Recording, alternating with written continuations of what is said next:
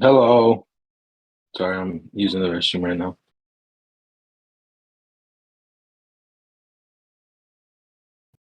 Really, isn't that special?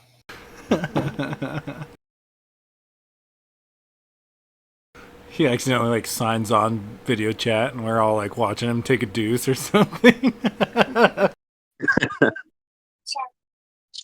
We did talk about the extra content for the Patreon or something like that, wasn't that?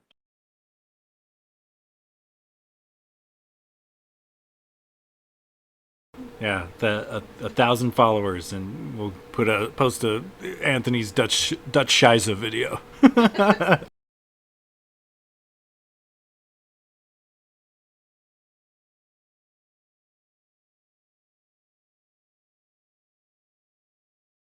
All right, so is everybody ready for this?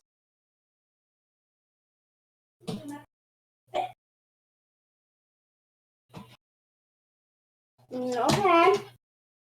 All right, so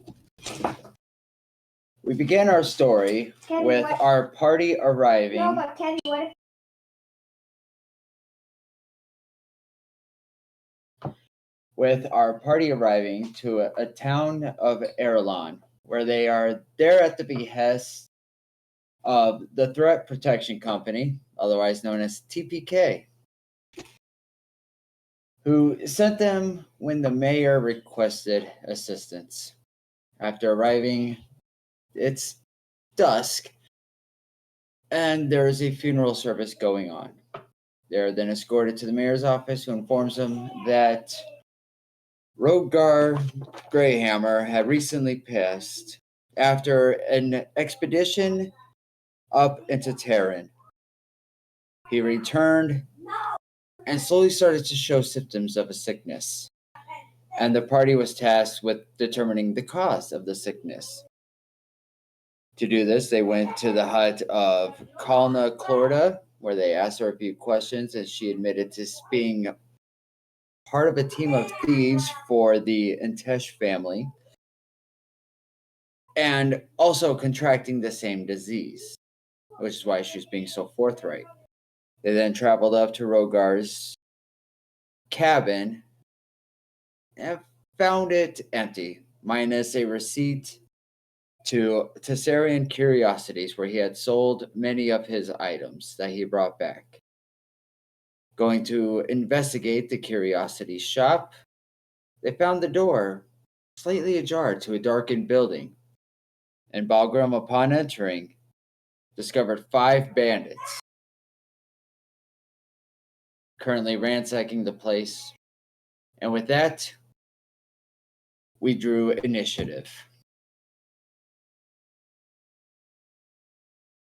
And the first up in initiative is Kai. Kai is currently outside the building, waiting to come in. Okay. So are we all outside, or who's in the doorway right now? So far, only Balgrim has gone inside the building, and he's right at the doorway. So with his big size, would there be a way to maneuver in without with him in the way, or is he kind of blocking the doorway right now? I would say he burst in pretty well and left a decent size opening especially for a half elf. I'd say Goliath would have more problems, but half elves are typically skinnier. Okay, so I guess Kai would want to go into the doorway and kind of take stock of what's going on in there, so Balgrim's not just standing there. And let's see, how much movement does he have? Just typical 30, I assume. Yeah, 30. So I guess he'll move 30 feet into the left and kind of can he engage with the one that's that's immediate to the left? Yeah, I'd say he can get over to there. And then Kai will get into melee with him and make an attack. All right. Give me an attack roll.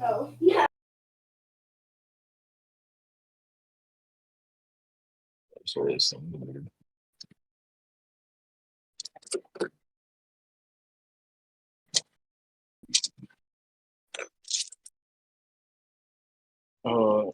Come in. So that's gonna be a whopping 7.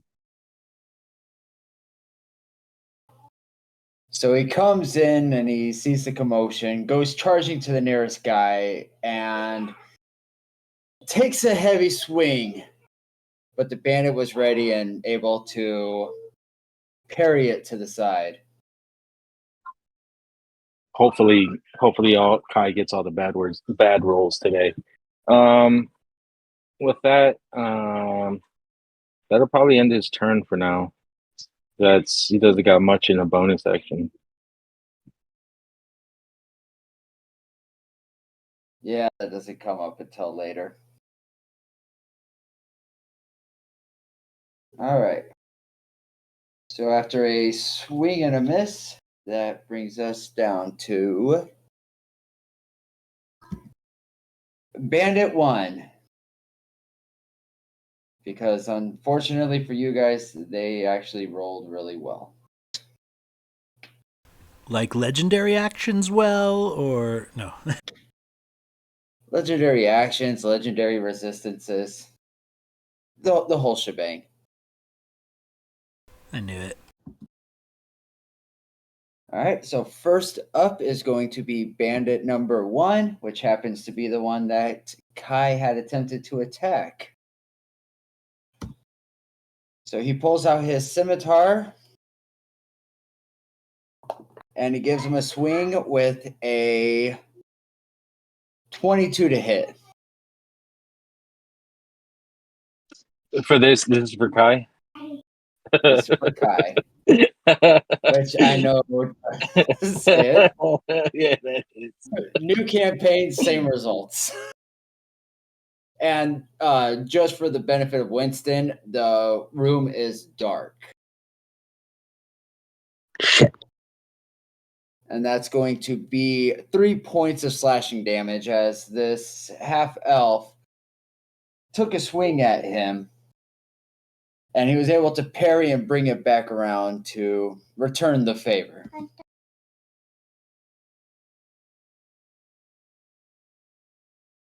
Next up is going to be Bandit number 3, which is actually the bandit right next to him. So he moves in and he also takes a scimitar attack. Oh, got to hit first. That's also going to be a 22. Why is it on TV? And that one is going to be 4 points of slashing damage. Gotcha. So he sees this combat going off and he gives him a hit, or his partner gives him a hit. So Kai is put out of position. Hang on, HDMI 1. Gets him out of position, which allows the next bandit to get a pretty easy hit on him. And that brings us down to Bandit 2.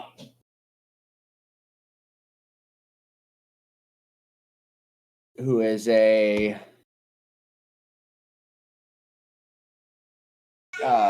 ranged attacker. And 15, 20, 25, 30. Seeing his partners doing a good job against the half elf, but seeing a big ass orc stuck in the doorway, he is going to take a shot at him with a light crossbow.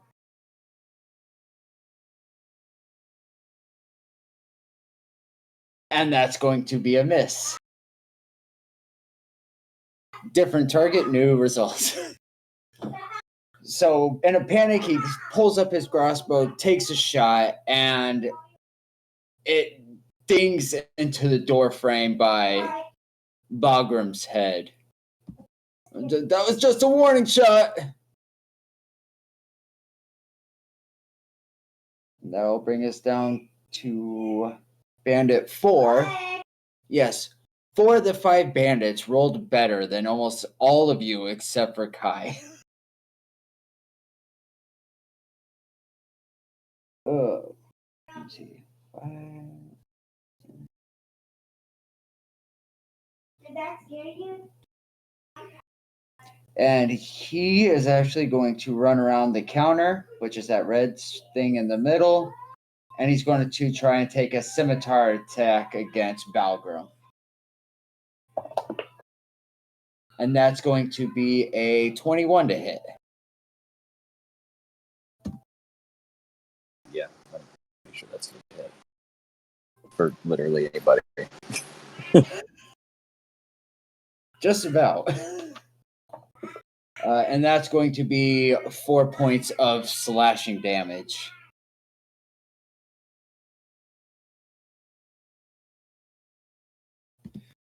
So he comes rushing around the corner, and so far they are definitely much better at up close combat than they are at distance.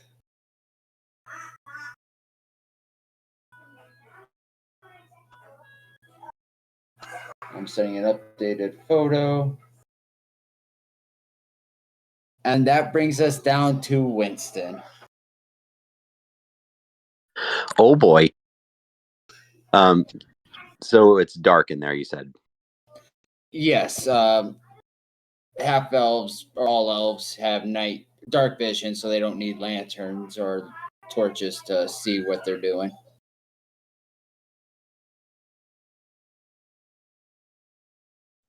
Okay. I guess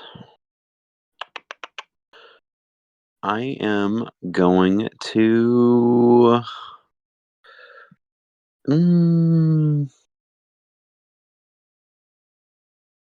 let me see. Oh god.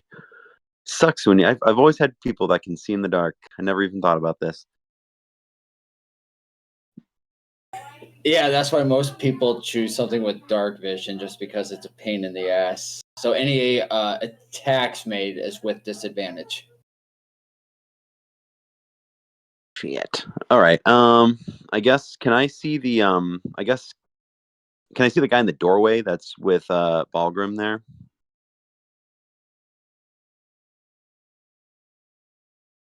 Give me a perception check, and we'll just call it a DC 10, just to see if the moonlight's enough to maybe glint off his armor and scimitar.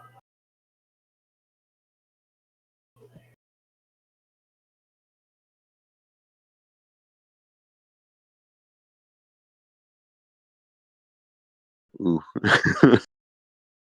So, based upon the reflections, you're able to kind of see him enough to get a good judge of where he is. Okay. I'm going to, I guess, I'm going to go ahead and rear up my quarterstaff here and just kind of fling it forward, or kind of like thrust it forward, and I'm going to cast Thorn Whip on this bandit. All right. I believe that is an attack roll. Yes, melee. What is it? Make a melee spell attack against the target. So it's just a regular. Oh, it already has one in there. Okay, perfect. So +5. Hit. God damn it! Does a 12 hit? 12 is the magic number. Oh shit. Okay. So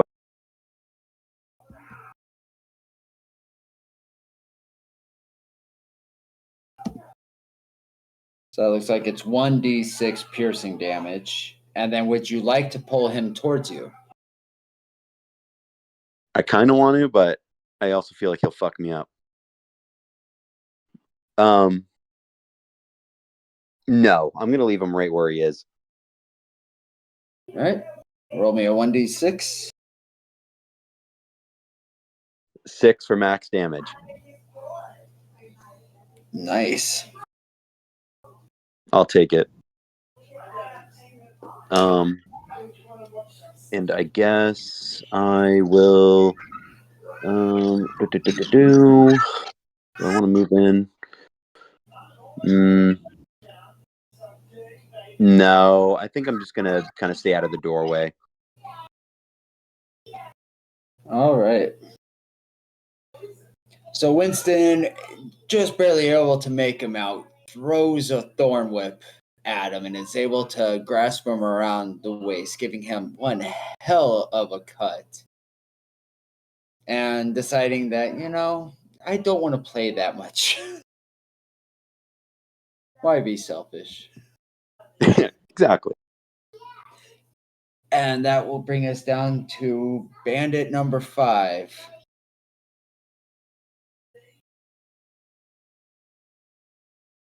Who is going to take a shot at Balgrim. Again, seeing Kai already taking plenty of hits, doesn't feel he needs to pile on, but instead sees a thorn whip and can't see where it came from, but assumes that if they can at least take down the orc, it could give them a chance. And that's going to be a 22 to hit Balgrim. You're rolling a lot of fucking 22s. My golden snitch is hitting a lot of 19s. And a +3 to hit. Meanwhile, Locris has to use his fucking +12 just to get close to that. And that's going to be 11 or 9 points of piercing damage. Christ. Well, looks like we'll be back on main campaign next week. I loot him immediately. This one, seeing it all go on, he takes just one completely clear shot and nails him. Balgrim just dead to rights between the chest and stomach. And that brings us down to Cal. Cal, you, from the doorway, all you can see is Balgrim get hit in his body with a bolt from a crossbow and some damage being done to a bandit right by him. I'd imagine, being a twin and all, that I could, and maybe on some level, feel or even hear Kai being hurt. And so I'm gonna run in. If there's room, if not, I'm gonna push my way through. And I'm gonna try to use all my movement to get to where Kai's at. I had you guys in about the same starting spot, so you could get there. And, seeing him and hearing him in pain, I'm gonna go into a rage and I'm gonna fucking start whacking some motherfuckers. Whack away. Is any of these in front of me are the ones that have taken damage yet? No, only one bandit's taken any damage, and that's the one right by Balgrim. Okay. All right. Well, I'm gonna just swing at one of the ones that's double teaming on my brother. Do you want the one close that's further, quote unquote, south, or the one up north? Whichever one I get to first. I guess the south one then. Okay. So that is going to be. That's going to be a fucking 14 plus 6 for a dirty 20. That hits.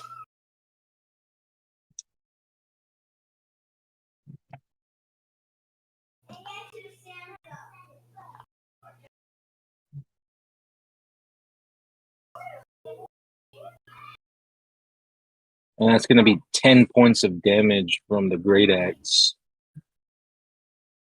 Well, do you know if the +2 from my rage is taken into account when I hit, or do I have to add that? On So it D&D should be Beyond, on I your- believe you have to add it. It should be added. I don't believe it's automatically. Unless there's an option to pick to rage or something. But If that's the Like case, when you click one of your rages, it doesn't apply a condition to the character sheet. You just have to compile it. if that's the case, then that's 12 points of damage from the +2 from my rage. yeah. See, I'm not the only one rolling max on damage here.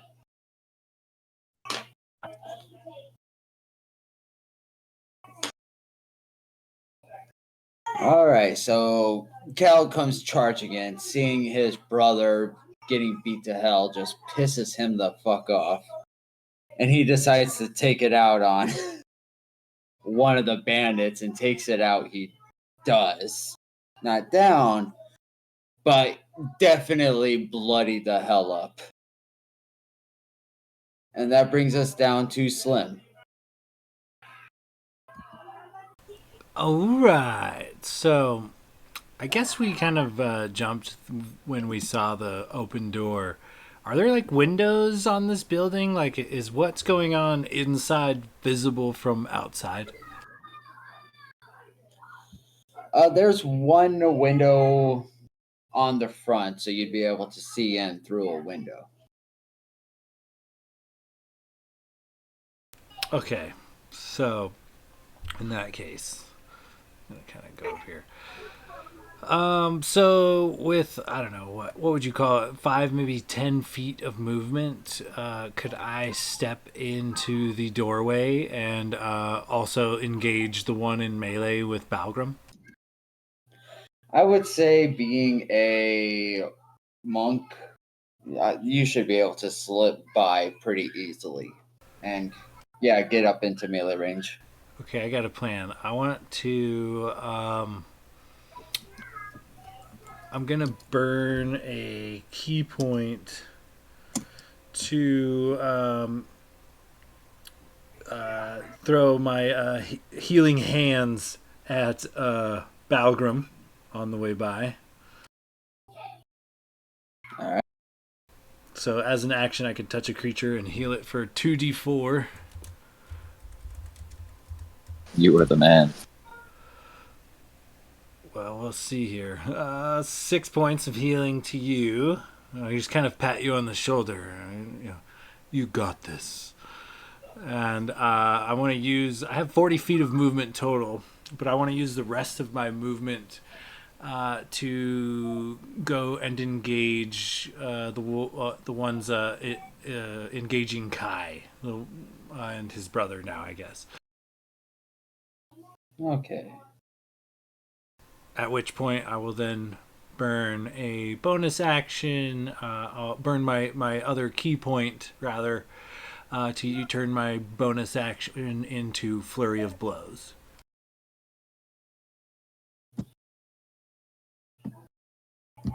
Sounds like a plan. In order to use Flurry of Blows, you have to take the attack action on your turn. So technically, Healing Hands is an attack action. I might have to like roll to hit him, I guess, if you'd like. No, because that would be stupid. We'll let it go and call it good. I don't need people dying. So go for Okay, it. well, yeah, I mean, I think it's at other levels it kind of goes the other way, where it's like a harming hand too. So, but yeah, just it is an attack, I do believe, or a creature I could touch, anyways. So with that would give me 2 just standard melee attacks. Sorry, I'm navigating D&D Beyond real quick. I don't have all these memorized yet. Actions. Skadoosh. Okay, +5 with a 1d3 plus, or 1d4 plus 3. So let's do 17 for the first.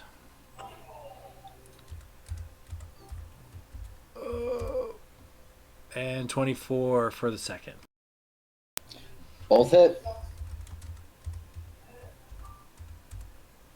5 damage for the first attack. And 4 damage for the second. Damn. That's kind of shitty rolls there, but yeah. So 9 damage total. And I'm out of key points. So it's just bob and weave from here.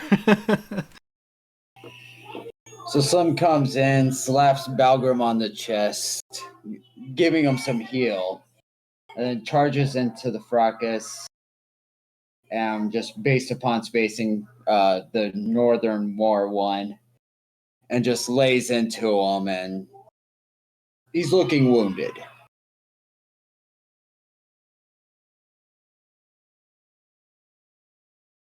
That brings us to Balgrim.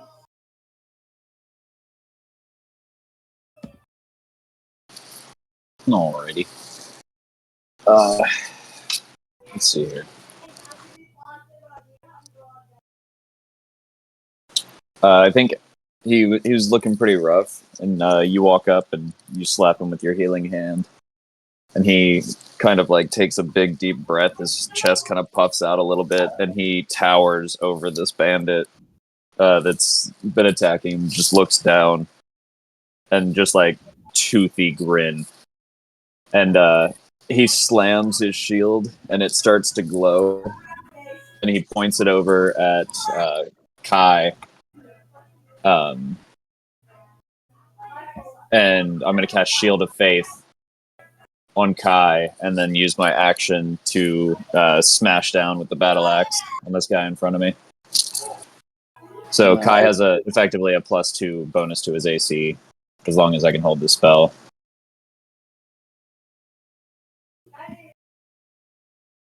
And that's going to be... is that... since Sean's on this guy? There's nobody on him. Sean went over by Kai. Oh, gotcha. Sorry, I thought he was in the one in the door. It's still a 21 to hit. That hits by a lot. Alright, D8 +2. That's going to be 7 points of damage with the battle axe. Alright, so you hold out your shield and give Kai a little extra protection, what you can from a distance. I think you just pound down on this bandit right next to you, and he is now looking severely beaten and bruised.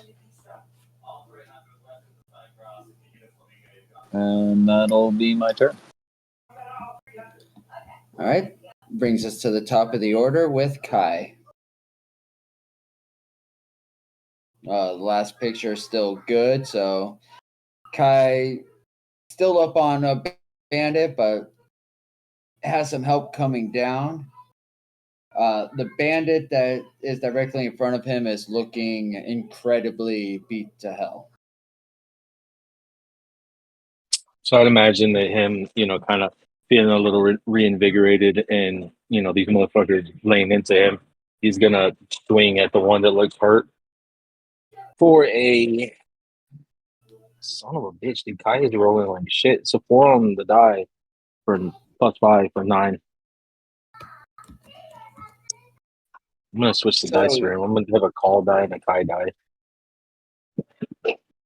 So he's still feeling woozy, and as he goes to take a swing, he just glances off the armor that the bandit is wearing and just can't quite get it to land.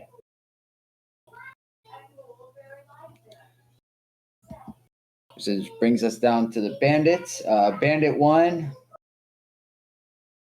sees Kai a little beat up, but is more worried about this hulking barbarian that just beat the shit out of him. So he's going to turn his focus over to Cal and take a swing with his scimitar. Cocked. And that's going to be an 8 to hit. Surprisingly misses. Bandit 3. He's more upset by what this monk did to him, so he's going to take a swing at Slim with his scimitar. And that's also an 8. Like,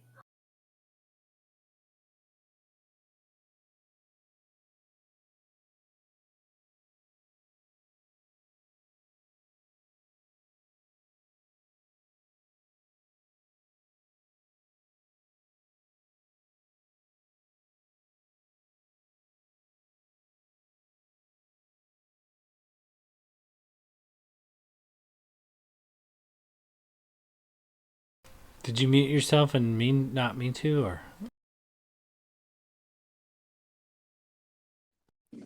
I thought I was tripping, dude. I was looking at my headphones and shit. Like, bro, those mushrooms just kicked in. Noise. no, my computer's running all slow and starting to be ridiculous now. All right, so Bandit 3 took a swing at Slim and missed. So switching die, my first two. Fucking kicked me off Discord. The next one is going to take a shot at Slim. All right. You got an echo because you're coming through both mics at the same time. Yeah, my computer's just being fucking ridiculous. Much better now. It booted. My everything froze up. Then Discord stopped working, and then it just jumped all back on at the same time.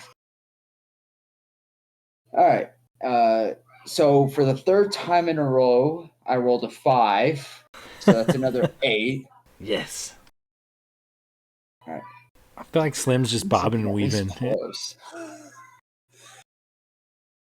And that brings us down to Bandit 4, which is the one that Balgrim is beating the hell out of. So since Balgrim's the only one by him, he's going to take a swing with his scimitar. And that's a natty 1. So Balgrim just scared the shit out of this guy, and he's now swinging wildly. Which brings us down to Winston. The map still is current, as nobody's moved since then.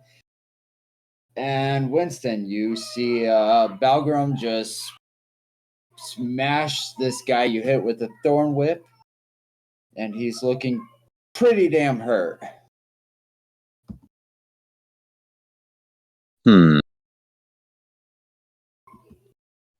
Okay.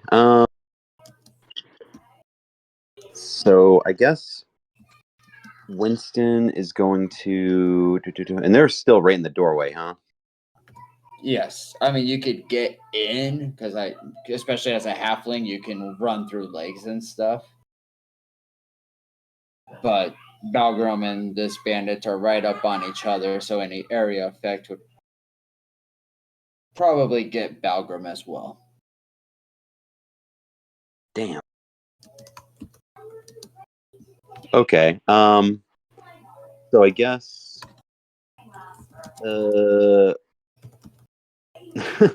I'm God damn it. Yeah, Winston's just gonna run in, kind of bob in, maybe underneath Balgrim's legs there, and just kind of like sidestep to the to his left, and just gonna kind of look around, see nothing, well, just darkness, and think, oh, what's going on in here? Can I use? Would it be a bonus or standard action to light a torch? Yeah, because do you have a cantrip to create fire. Otherwise, you're looking at flint and Oh, it's just a whole everything to get minute. it going. So it would take. You'd have to go in your bag, pull it out, do the spark to get it to light, and go from there. Oh, Jesus Meanwhile, Christ. Meanwhile, based upon your last perception roll, you still have the one by Balgrim and clear view. So, yeah, I'll kind of look in and be like, what's going on over there? And I guess I will, just look around and just see this bloodied of pulp, bandit, and I guess just once again just thorn whip him because he can't see anything else. All right, and how far in did you say you went? I don't want to put you like in melee range if you're like, no, I purposefully went around to stay away. No, I am right next to, I think, Balgrim there. The right, literally to his left. All right, give me an attack roll. Okay, let's go.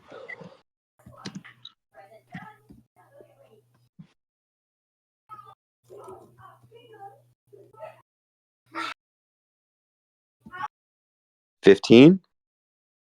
15 hits. And yeah, so I guess I'll do 1d6. I'll roll it out.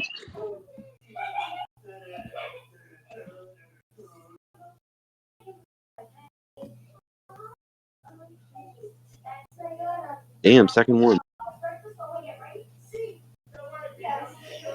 And yeah, 6. How does your thorn rip take out this bandit? So I like throw my staff forward, and you just see this long string of vines coming in. It like wraps around this guy, and then I pull it back almost like a Beyblade, and he just like fucking explodes, like with just fucking blood and guts everywhere. It just like spins off into the darkness. So he whips a thorn in, grabs him around the waist, and just chainsaw blades him, dissecting him. Exactly. Balgrim uses his shield to block all the gore.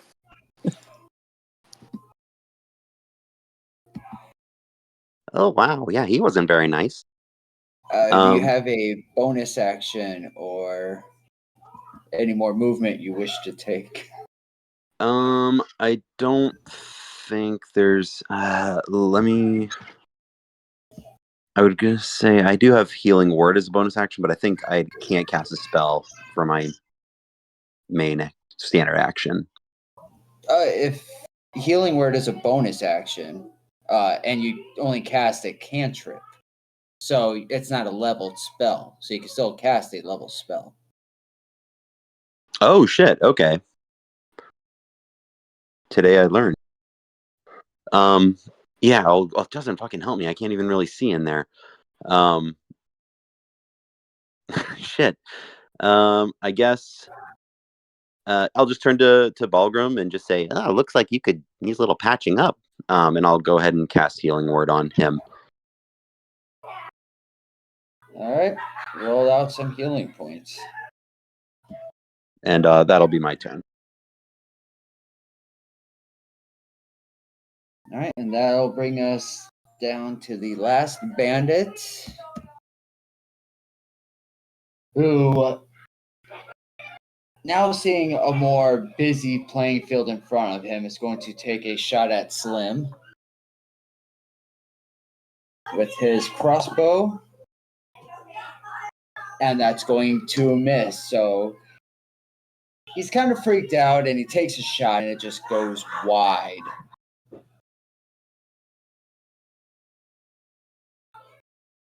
And that brings us down to Cal.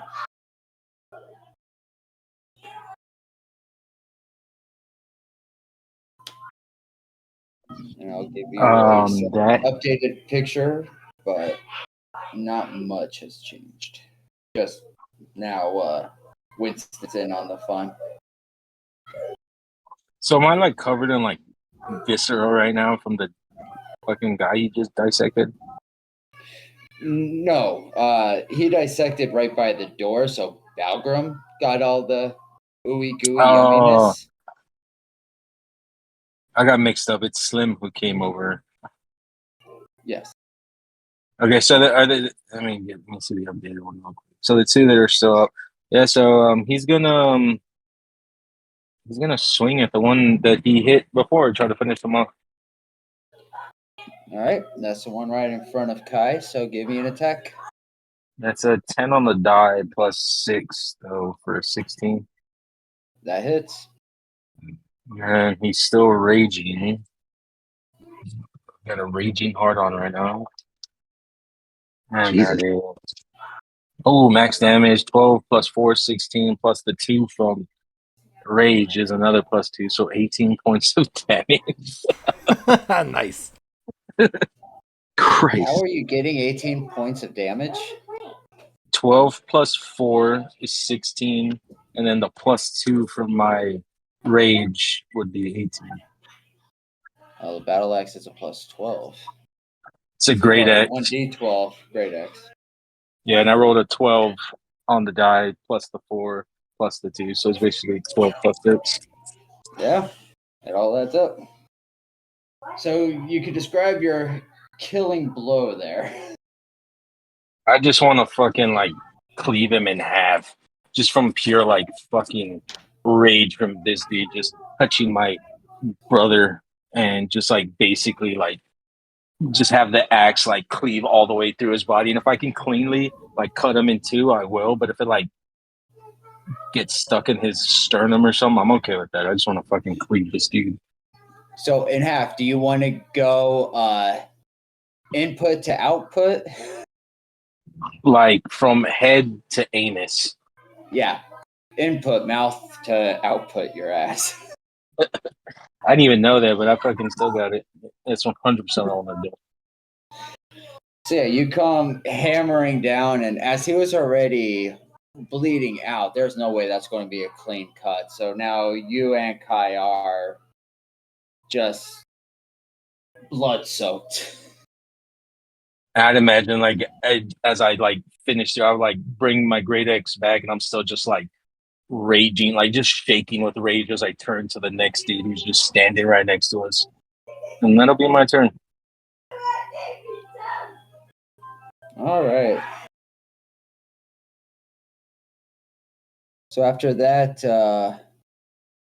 fun little display, that brings us down to Slim. Slim, you have now just one person in melee right in front of you. You just watched Cal perform dissection right in front of you. What would you like to do? Let's see. So the one that's still in melee is in pretty rough shape, right? He's taking a bit of damage. He is looking a little wounded. He definitely got a good black eye, probably a busted lip.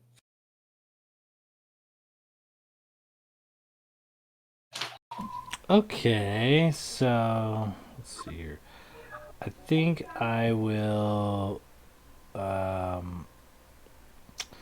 First off, thinking of my halfling comrade, I will cast the light cantrip and let it rip as it comes in and lights up the area so that he can see. And I will also make an attack on the remaining bandit. All right. Where do you want to position the light? I would try to center it in the center of the room, just so the halfling has a clear view. All right, I'd say this should light up the whole room because I think it's out to 30 feet, or is it 10 feet? I could double check here. I'm bouncing around D&D Beyond right now. Features and traits. Light cantrip could it tells me to go to the. It gives me a page in a resource book. It doesn't really tell me much. It says you learn the light cantrip. Charisma is your spellcasting ability for it. That's all it tells me. All right. Page 7. You touch one object that is no larger than 10 feet in any dimension, and it sheds a bright light for 20 feet and dim light for an additional 20. So what do you want to touch in order to cast light? I'm gonna grab like a piece of entrails from the guy that was just gutted in front of me, and just kind of cast the spell, and then toss that piece of entrails into the center of the room, just like a light lob. Sounds noble. But the light cantrip is an action to cast. Okay. So if you So cast it, you won't be able to attack. okay, so I'll cast the light cantrip, and I think,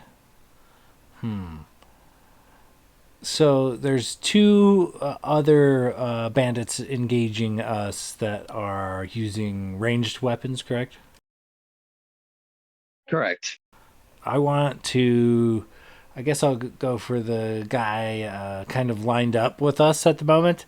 I want to close the distance between myself and him. I want to go straight up to him and get into melee range, even if I have to take an opportunity attack.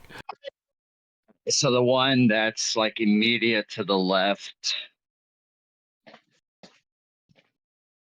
is that the one you were looking at? Or the one that's by the back wall? I would say the back wall. Okay. So you could jump over the counter. Give me an acrobatics check. And he is going to take an opportunity attack. And that's a natty 1.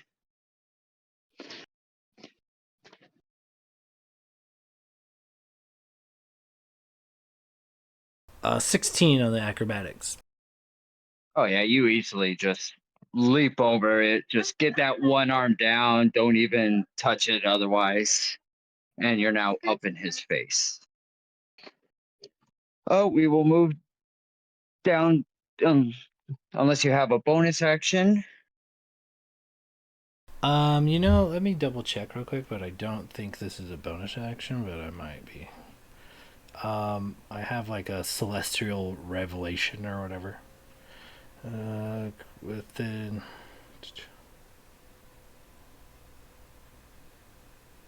Yeah, I don't think I could do it as a bonus action. Never mind. Sorry, go ahead. Right. We'll move down to Balgrim. Just give me a moment to tuck the boys into bed while you think of what you want to do next.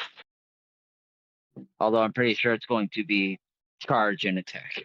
Hey, Almost certainly. wait a minute. Yeah, I think it is actually a bonus action. So if I could bust that out, sorry, I'm not as familiar with this character, but it's called a Celestial Revelation. I'll wait till you get back with your kiddos, though.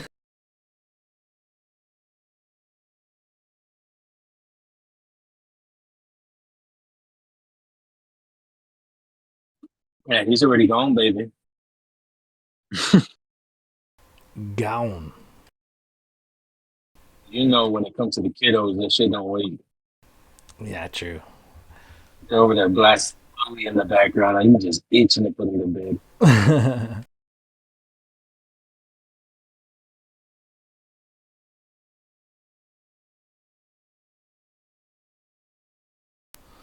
I essentially, as an Asimar, have this like necrotic shroud ability, and I was contemplating using it to cause some fear, so maybe we could capture and interrogate if there's even any interest in that, or we could just murder and mayhem our way through this. Well, if you want, I mean, I am a raging blood-soaked barbarian right now, and there's only one guy in front of me and Kai.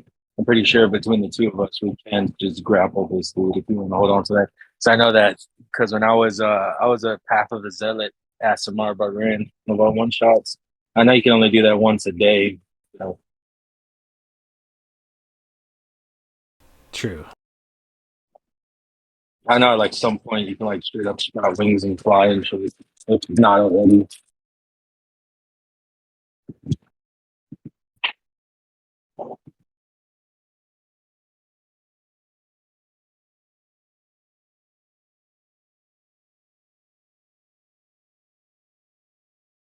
All right, so is that map accurate to right now, or do we already kill one more? I think I think that's still 3 left. Yeah. 3 left, correct? But Okay. it's no longer 3-on-1. I moved from one enemy to another, so it's the 2 brothers on the one guy, me on the guy next to him, and then you and the halfling kind of at the door.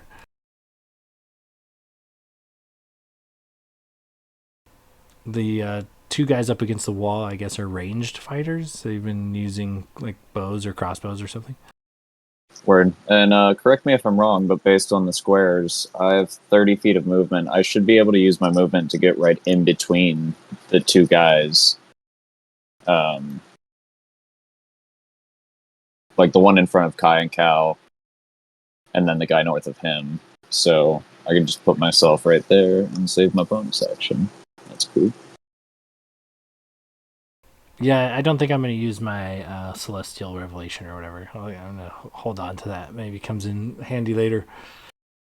But yeah, I don't think it would be a bad idea to at least knock one of these guys out instead of kill him. Just to maybe get a couple answers. Unless they got our shopping list and a bunch of items on them or something convenient. Oh, killed them and they found the items for us. Awesome.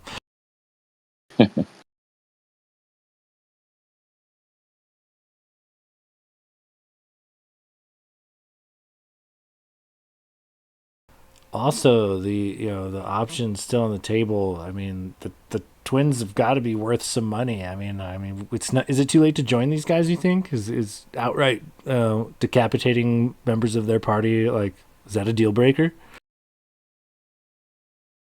I mean, at this level, they're probably pretty replaceable.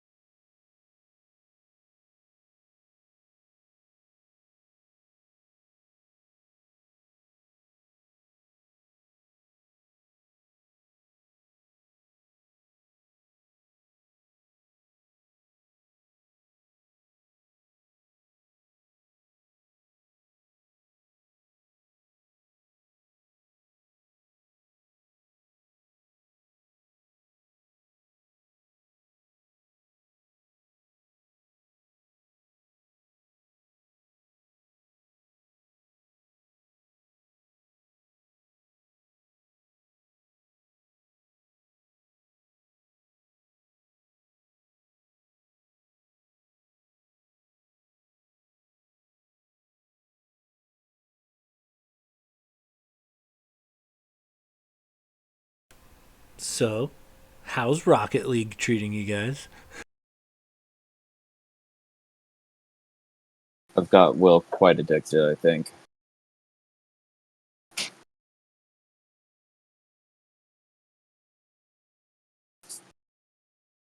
You guys pulling an Anthony and making it on like any top 20 charts or anything? God, no. We just play casuals. But we do alright.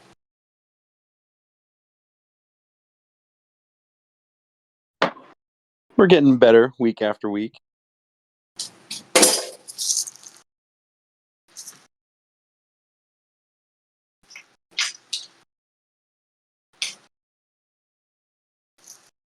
Good. I just heard a crash. I turned around to see if everything was okay. Sorry. No, I was just checking on you. God damn.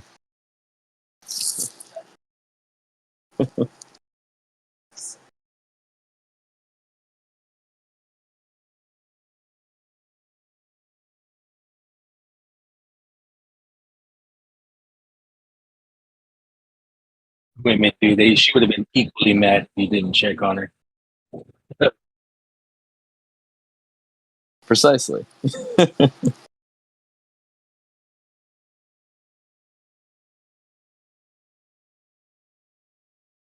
And hell no, Sean. I suck donkey nuts at Rocket League, but I'm terrible at that game. So I don't play it. I thought you were posting like top 20 picks of like you in the rankings or some shit. Fucking No, Gears that of was War, maybe. Gears of War. I was also Oh, ranked in I mixed up a again. little game called Evolve. I don't know if you ever played that one. I was ranked in the top 50 in that game too.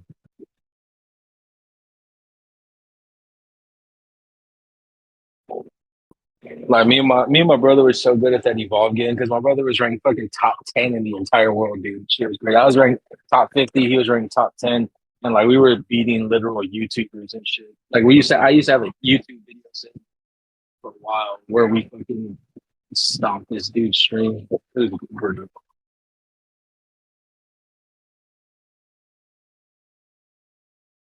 All right. I believe Sean said he did not want to do his celestial stuff. Yeah, moving on down to what Balgrim's turn, correct. Cool. All right, Balgrim. Balgrim looks down at Winston after he just, I guess, bisected this guy in front of him and covered his shield in gore, and just says, "You're far more useful than you let on to be." And he just sprints past you, and he's gonna get in between the two bandits closest to him. He's got 30 feet of movement, so I believe he can get right there. And I'll take a swing. Are you talking about the two that are left of each other, or the north and south? North and south. All right. So that red is a counter space. Oh, sorry. I couldn't see the color change. I had to zoom in. My bad. It's all right. I know it's not very dark. Well, looking at the picture, is the counter something he could just get up on? you Or could is it a climb high up on the counter? counter. Yeah, I No, mean, it's your typical sales shop, going to a Okay. card store type counter. yeah, he's totally just going to jump up on the counter, and that way he can swing down at the one on the north.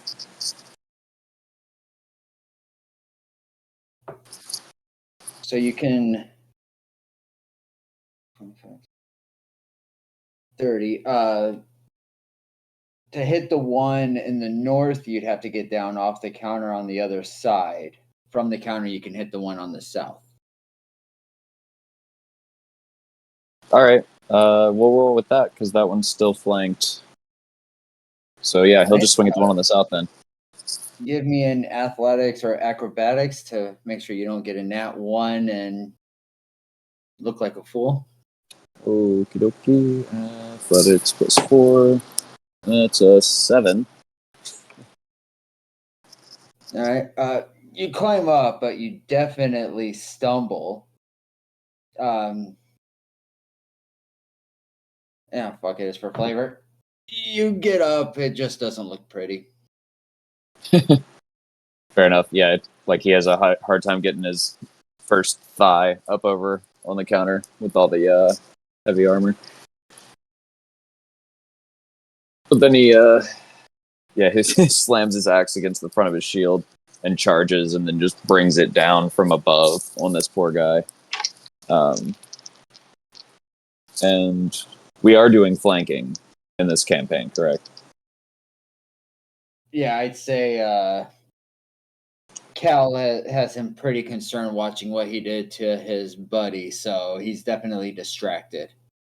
Perfect. Let's see. 5 and a 13. But the 13. 13 plus stuff hits. Okay, perfect. It's a D8 +2. 5 points of damage on that one. No, let's just go. No, I mean, it's not exactly 0, but let's give you a killing blow. How would you like to end this miserable cretin's life? Since I'm up on the counter, he's just going to bring his battle axe down in like a wide diagonal slash and just drop it in the spot right between the guy's neck and shoulder, and just bury it down into his chest. Gnarly. So even though jumping up on the counter definitely didn't look pretty, Malgrim makes up for it by charging down and just taking one heavy swing and damn near decapitating this guy. But with the angle, the body starts to split with the head and neck going one way and his shoulder going the other. And that brings us to the top of the order, to Kai. An updated pick. There's only two toys left on the board, and neither one has been touched, so they are both looking very healthy.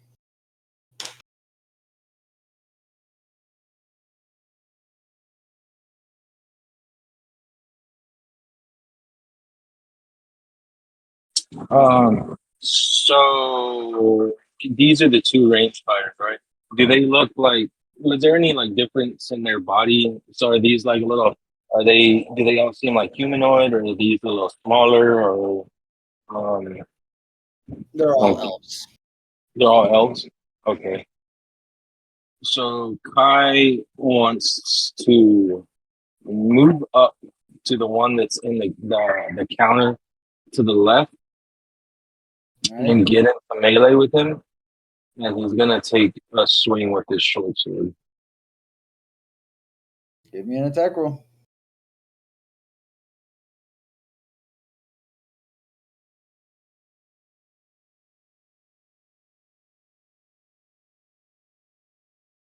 Dude, God damn, Kai is rolling like shit. 6 plus 5, 11. 11 hit. 11 just misses. Kai is still shaken up by the hits he took, and even though he's feeling a little bit better, he still hasn't quite got his bearings straight, and he just barely misses them. He's just not quite hurt enough yet. So he's gonna just end this turn there, looking like a little silly again.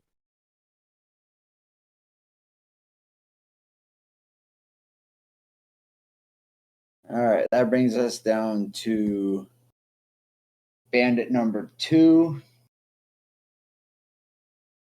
We just had Slim come running up in his face. He is going to drop his crossbow and pull out his scimitar and take a swing at him. How rude. It's going to be 13 plus 3, a 16 to hit. That's the magic number. And that's going to be 7 points of slashing damage. Okay, that one hurt. That's half my health in one hit. So Slim coming up and just watching everybody down, he just takes a swing as hard as he can and just happens to find purchase. And that brings us down to Winston. Uh-oh.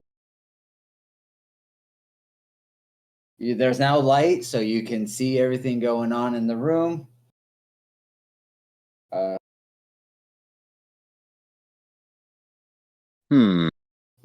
Illuminated by a bit of glowing entrails.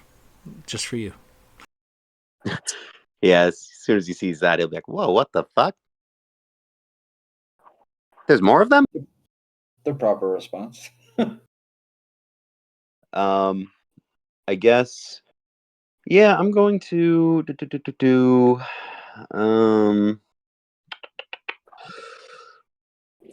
I am going to use a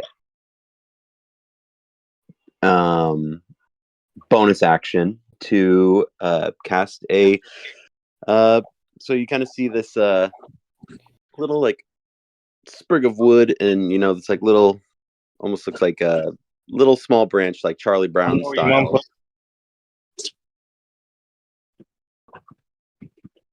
And it pops up. I'm gonna say probably just right next to Balgrim there on the counter. That maybe like south to him.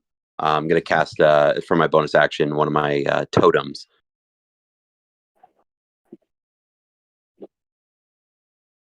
The bear one specifically. You ran up by Balgrim, you said? Okay, then you don't get one right now because I don't know where she put them. Yeah, you don't get one now. Heard Anthony. And even though I was up, my daughter's asking me for a banana. I'm going to since I can kind of see everything now. I'm gonna maybe move up, like just like diagonally, like 5 feet up, and so you'll see like this little like tree kind of like pop up out of the ground, and it's just going to kind of act as my my totem for my spirit or my bonus action. Sorry, and I'm going to have it take the bear form.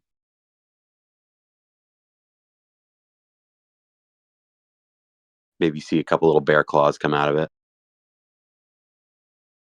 which gives all my allies within 30 feet of it, and I would plant it right below Balgrim there. It would give all my allies 7 temporary hit points. Oh Well, shit! Yeah. on strength checks and strength saving throws. Yep, a little added bonus. Very nice. That puts me basically back to full health. And if we were to say grapple somebody, that would be considered a strength check, correct? That is a strength check. Duly noted. I'm not so stupid, And then I'm going to, for my regular action, just go ahead and let her rip and throw out a thorn whip to, I guess, probably. Oh, I guess, do I have a clear shot if I move up? I'm thinking the guy furthest to the west there. Okay, and you said did you move up by Balgrim, or is that just where you placed your totem? That's just where the totem is. Okay. I did move diagonally up 1 to basically be right next to the counter. Okay. But I would have a clear shot at the western dude. 5, 10, 15, 20, 25, 30. He's just out of range. If you moved west another 5 feet, he'd be in that 30-foot range. Okay, let's go for it. All right. I'll roll some to hit. And I would say, since he is currently tangled with Kai, roll at it with advantage. Oh, with advantage. Okay.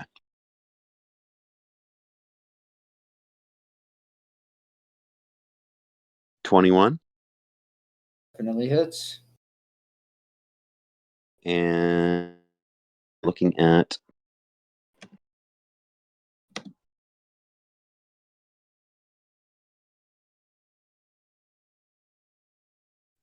one little point. All right, so you cast out this bear totem and imbue your allies with this great strength, as well as some help with health. And then you reach back and you're like, my Thorn Whip did such a good job on the last guy, let's use it again. And sure enough, it grips him as well. Only this time it grabbed him around his arm and just gave him a little scratch. And you just see him go, ow. And can I actually pull him towards me? Like, would he be, I think, sandwiched between, it's either Kai or Cal. and myself.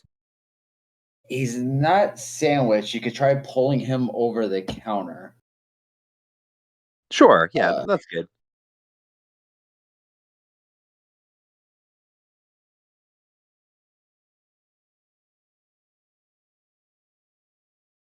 I would say though it'd probably be only 5 feet versus the 10, just because he is being pulled up and over. But he would land on the other side. No, that sounds good. That's fair, I think. Which will pull him within Balgram's melee range.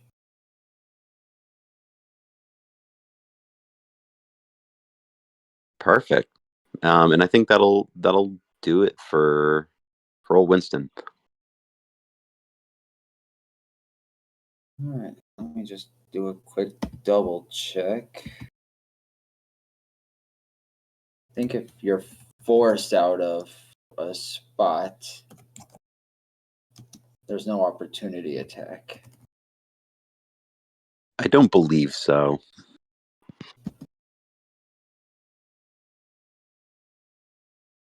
I believe you're correct, Chris. Yeah, that would have been a just cool. helps. That would have been a cool thing to exploit though for like the amorphous fight, because he could hit you to technically push you far enough away out of his range, but then I could get an opportunity attack as well. Oh man, I missed like 20 attacks. That's a bummer. Fucking stun logging people.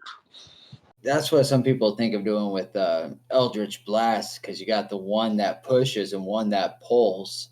So you make like a razor ground, and you just hit him with Eldritch Blast, pushing and pulling them, and just grade them across. I never thought of that. My next few levels will be in Warlock. Don't worry. All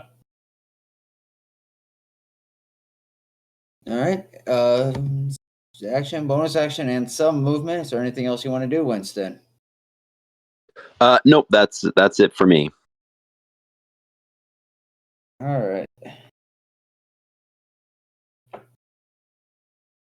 So you pulled him over.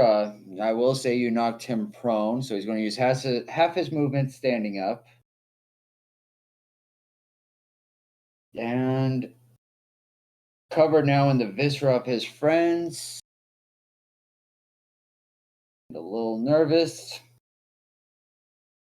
He is going to take a swing at Balgram's legs.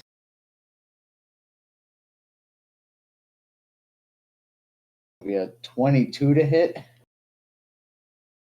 As he also dropped his crossbow and had out his scimitar.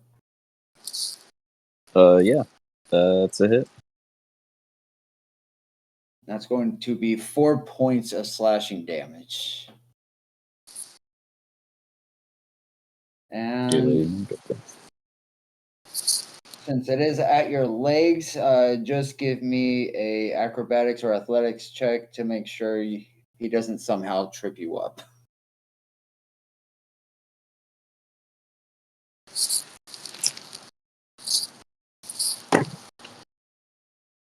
Nat 20. 24. So he gets the hit, and you just look down. Like, no.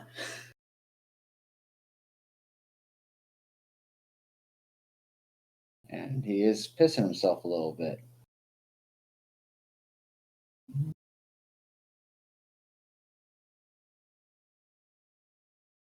That will end his turn as he's making some decisions in his head. Which brings us down to Cal. I'll send an updated pick.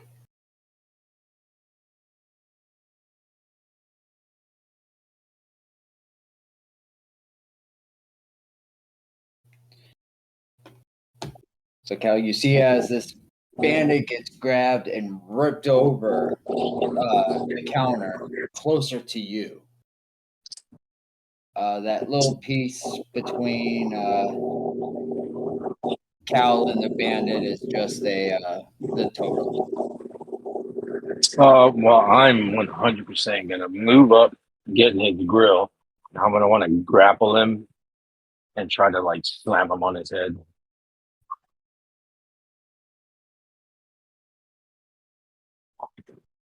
All right, give me an athletics check.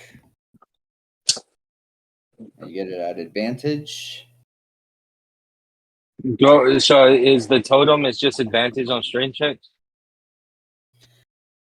You got it's 5 points plus whatever level in druid he is, so that was 7 points of health, temporary hit points, and then yeah, it's strength checks and strength saving throws. You get advantage on. Makes sense. What I know, I think I get advantage anyway because I'm reading.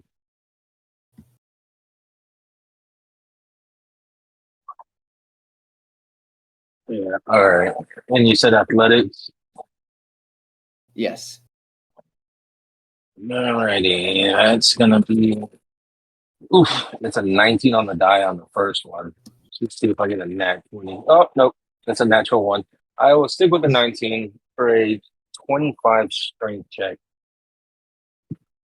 Well, I think that's going to beat his 2.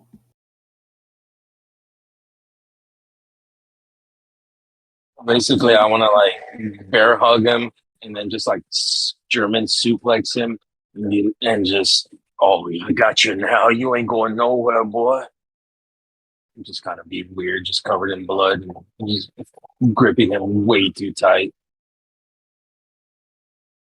Okay, are you trying to suplex him, or are you just trying to hold him? I don't want to kill him, but if I can like grapple him to the floor or do it, I'll do it. Flavor suplex.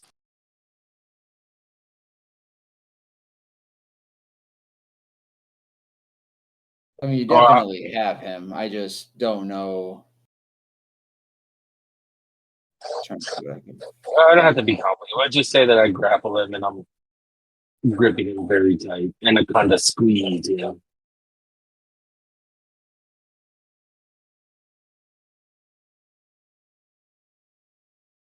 So yeah, you currently have him in your arms, just giving him a big old bear hug. Yeah, we'll say that if he like still there next turn, I'll use my action to slam him. All right. Anything else you would like to do? Does that count as an attack? So that would Yes. maintain my range, right? Okay. Yeah, that's it. It's considered a special attack, but it does specifically say make as an attack. It's Yeah, good for you me can then. use the attack action, so your rage will hold.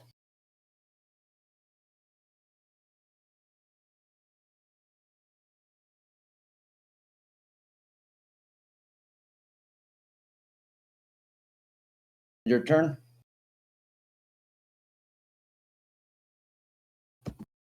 Yeah, all good for me. That brings us down to Slim, who is currently up in the face and just took a big hit from this bandit in front of him. And can sense his new orc friend kind of behind him and on top.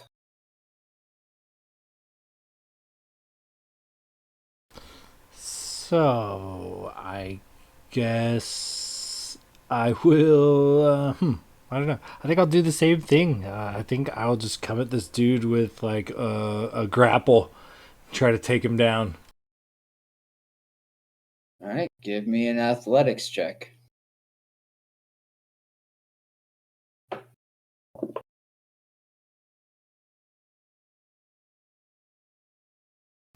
Shouldn't it be an attack roll, or is it just a straight athletics check? Because it is a grapple and you're trying to physically hold him, it's straight athletics. You just get to use acrobatics because you're ducking and dodging if you're trying to escape, but it's straight strength athletics to be the one grabbing. Oh, that's an 8. So you get the same idea, if we hold one, we can get information. So you go to grab him, and he just somehow is able to wiggle right outside your arms. He rolled a 10.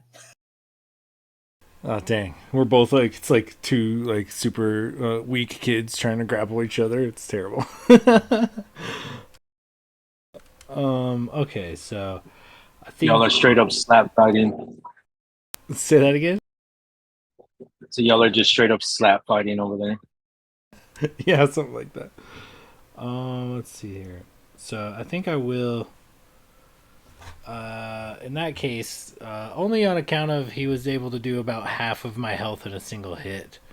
I think I am going to use the Celestial Revelation, the Necrotic Shroud. It reads, your eyes briefly become pools of darkness and ghostly. Flightless wings sprout from your back temporarily. Creatures other than your allies within 10 feet of you that can see you must succeed on a charisma saving throw or become frightened of you until the end of your next turn. Until the transformation ends, once on each of your turns, you can deal extra necrotic damage to one target when you deal damage to it with an attack or spell. The extra damage equals your proficiency bonus. So I kind of mutate and warp into this like ghostly image, and he has to have a charisma saving throw. It's 8 plus my modifier. Let me double check, make sure. I think it's your key is 13. My charisma, yeah. So it's a 9. 9 is the DC. All right. Well, they do have a flat charisma, so just over 50% chance. And that's going to be a 9 on the die. Oh, lucky bastard. So he's not scared, but I might be able to deal a little extra damage. He's nervous, but he's not scared because holy shit, these wings just popped out, and I don't know what to do with this information now. And I think I'm going to hold my ground, so that's it. That's my turn. All right, and that brings us down to Balgrim.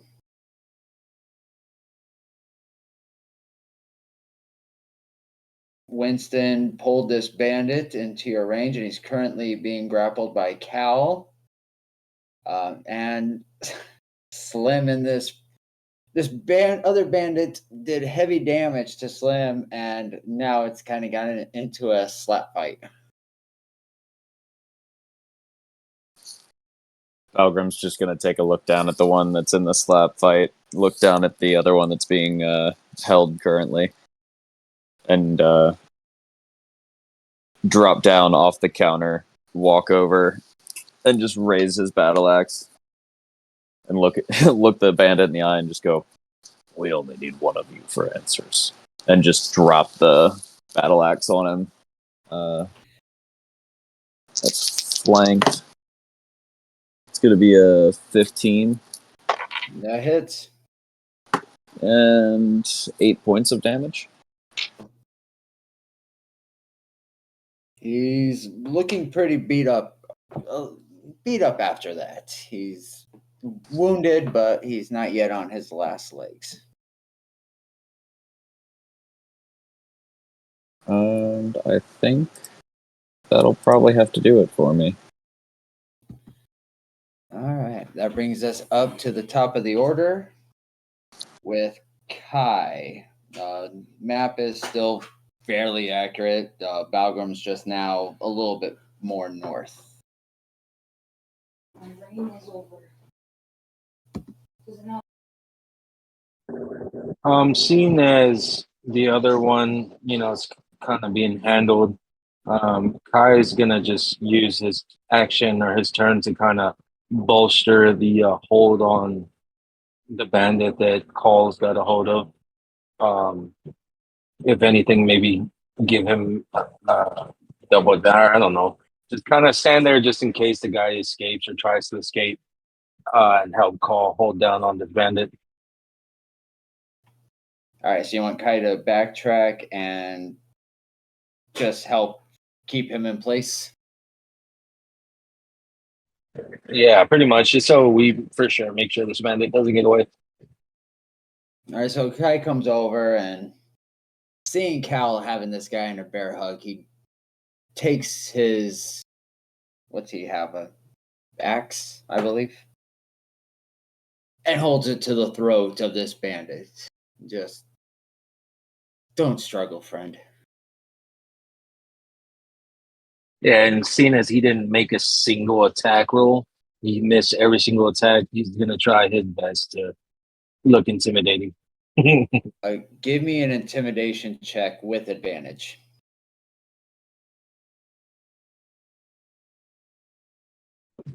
That's gonna be,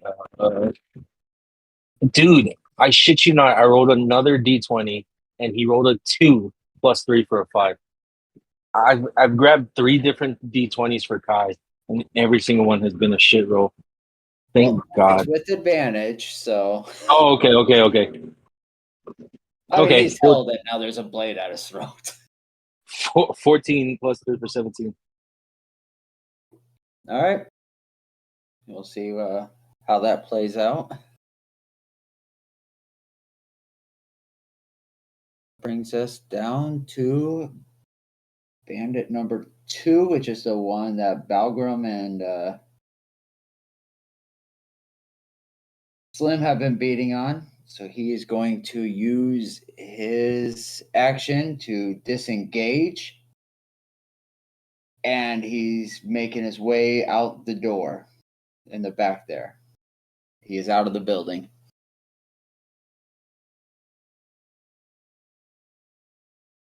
And for all intents and purposes, the other bandit is most definitely giving up. He wasn't. He's looking pretty bad, but he's just. I can't do this shit anymore. Take us out of combat. What if we wanted to pursue? We can. But I mean, I think the only one right now who would even come close to catching him, because I don't think monks yet have that additional 10 feet, do they?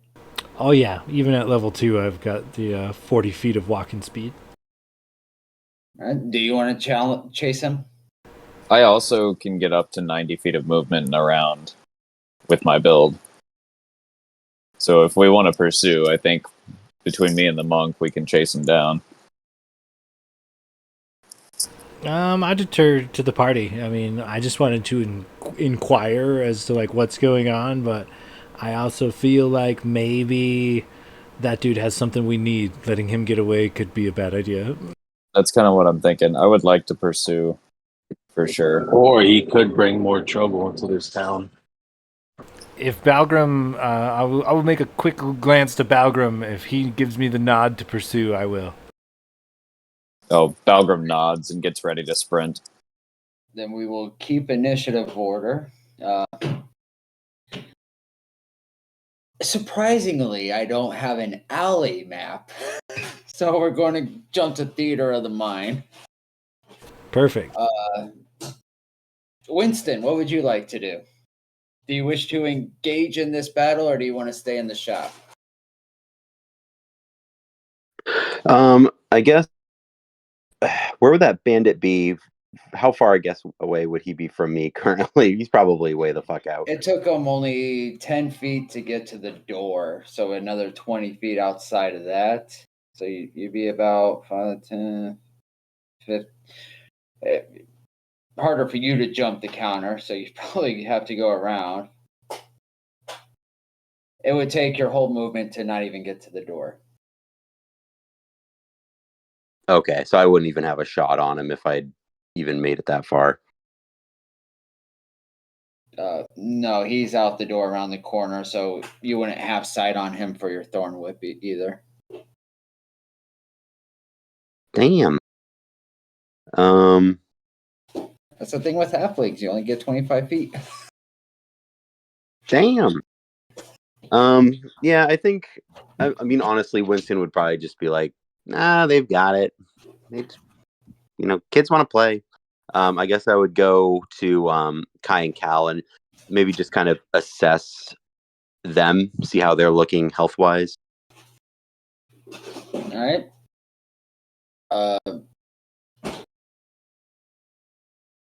Say, give me a medicine check on. Yeah, we'll just make it a medicine check and give you both of them. Okay.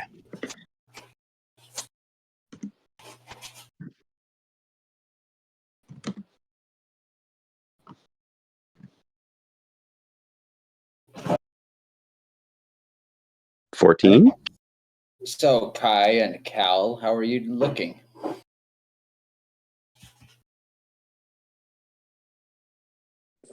So Cole, the only damage he took was from the fucking rock that Kai threw at him. Um, Kai, on the other hand, he's looking pretty hurt. He took some pretty good swings off the initial flurry, so he got hit for almost half his health.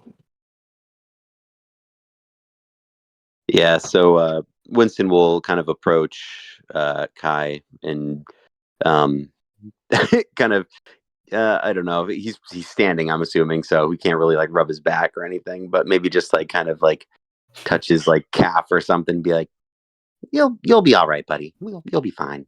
I know. You'll recover. You're strong, I can see. And I'll do a little bit of healing word on him.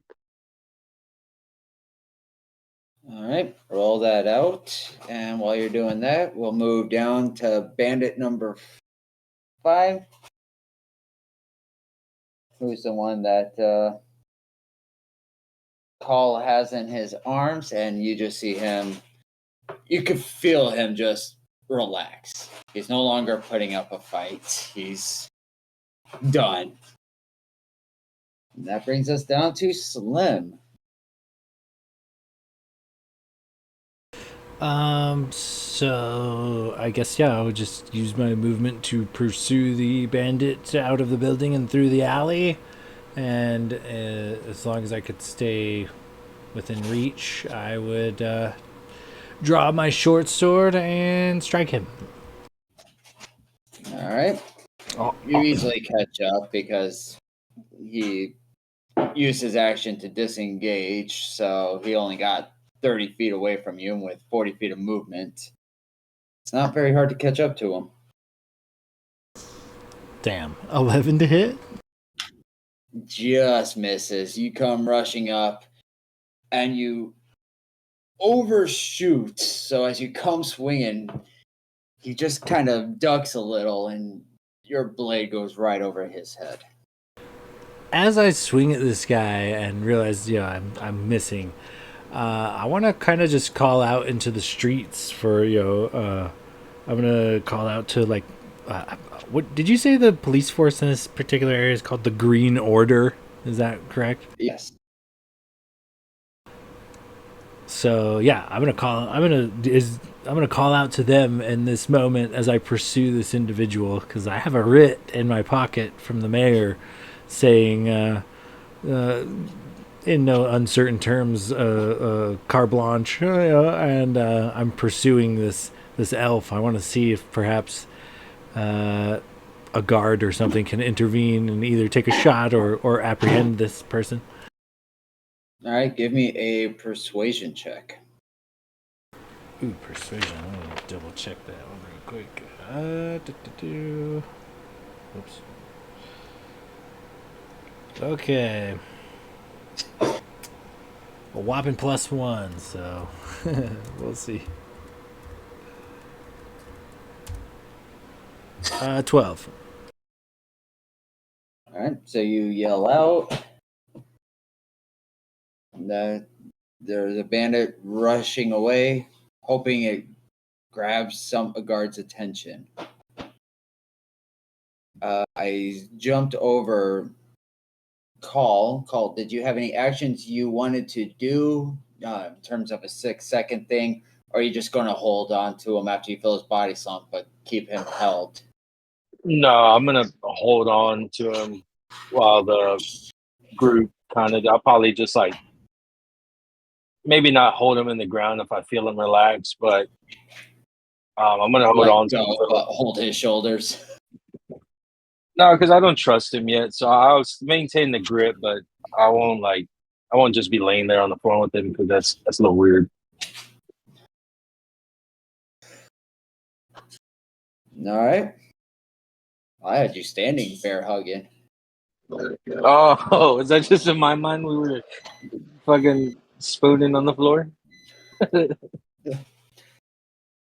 I mean, your desires come through in this game, right?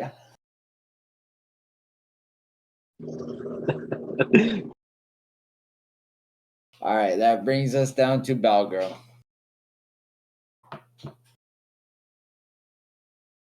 How much movement would I need to get to the guy that ran off?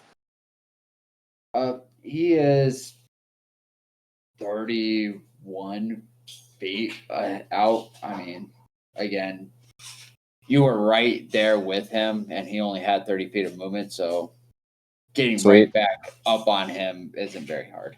Yeah, I have 30 feet of movement, so I will sprint up, and as Balgrim's like turning the corner, he drops his battle axe into his kind of like back holster and just starts booking it with his shield in his open right hand and tries to tackle this guy. All right, give me a grappling check. Is this still with advantage from Will's totem? No. Okay, I'm out You're of range. outside of 30 feet. Yeah. All right.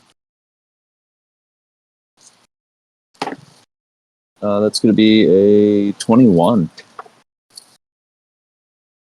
So as he does kind of a stutter step that caused Slim to just swing overhead, that enough of a slowdown was good for you to just catch up, and you tackle him from behind and just take him down to the ground. I really like that. Just watching Slim like reach out super fast, and the guy dodges, and all of a sudden a fucking freight train just takes him out right at the fucking waist. That's a good visual. Yeah. And now just roll me a d4. D4. So I'd say at that sort of speed and impact, he's going to take a little damage from the connection to the ground. That's 3. All right. And So as he now tackles him we to the can- ground, he's just gonna whisper in the guy's ear, "I suggest you stay down."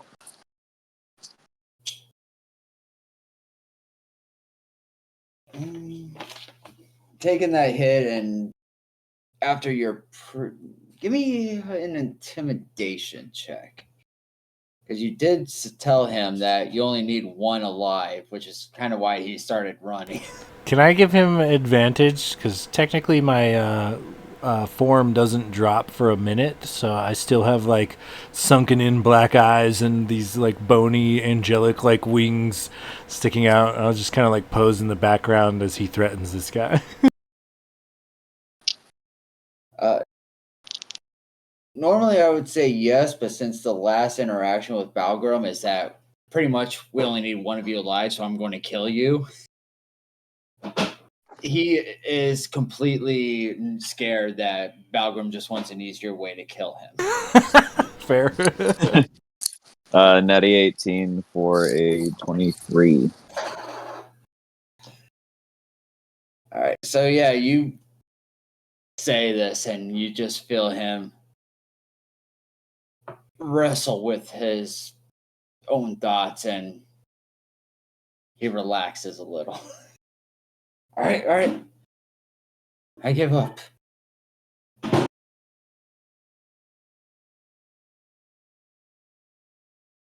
And now we will exit combat. As you have 2 prisoners.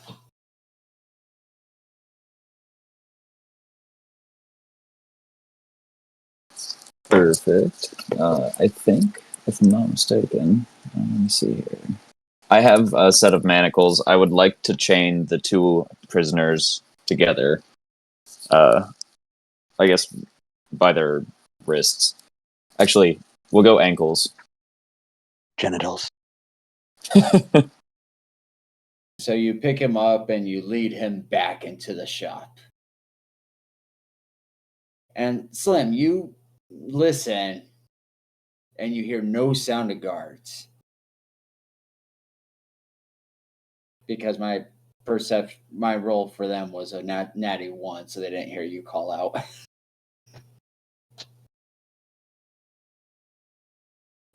If they're not coming, perhaps, if we take a moment, maybe I'll go fetch one, if we're... I don't know. Maybe we should interrogate them first, but I think handing some shady folks over to the law around here might buy us some goodwill. Yeah, I agree. We chat with them first and turn them in.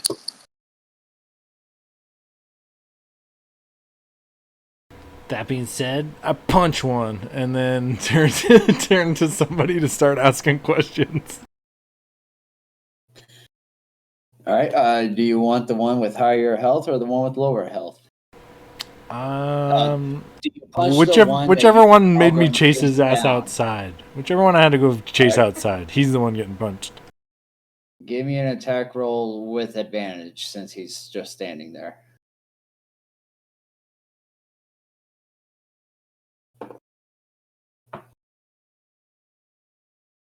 Oh man, I needed that advantage. That was 18. All right. Give me a damage roll, and yeah, you deck him pretty damn hard.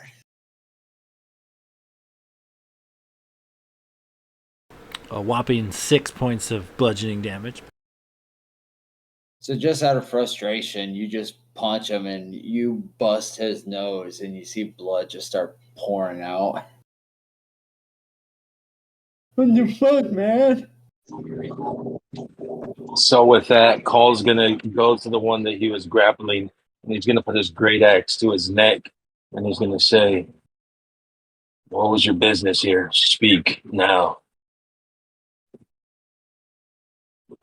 Not a problem. We work for. I changed the name, so I work for Nalora, and she, I don't know, started looking all weird and says she was sick, so she sent us to try and figure out why. And this is where this stuff her sister stole from that she gave to her, so this is where we came to look. In my jacket or shirt here, I have the catalog of everything that Kaylin had in her inventory. And we were trying to figure out what was causing her to be sick. So Call's gonna kind of like maintain his face, but kind of look back at the group and kind of like, oh, I'm gonna go back to like Ballgrim and them, and I think we might have been working towards the same thing. And I'm gonna before I go back, I'm gonna want to grab that catalog and bring it with me to show to the group. Okay. Does it match the item list that we kind of already stumbled across at Rogar's? Like the dagger, the scroll case, the jade statue, quiver, they got a silver ring, etc. It has everything that was in her shop, including those items. Forgive me if I'm wrong, but wasn't Nalora the one that the little dwarf lady said she gave some treasure to? Yeah. Kalna, her sister, robbed this place about 2 months ago and gave her a bunch of items. And then Nalora just, I don't know, her veins started turning blue. She started moving more slowly. So she sent us here to look for, potions, scrolls, or some other magical item that might be able to cure her. We found some items, but we couldn't find anything that was useful that we hadn't already tried.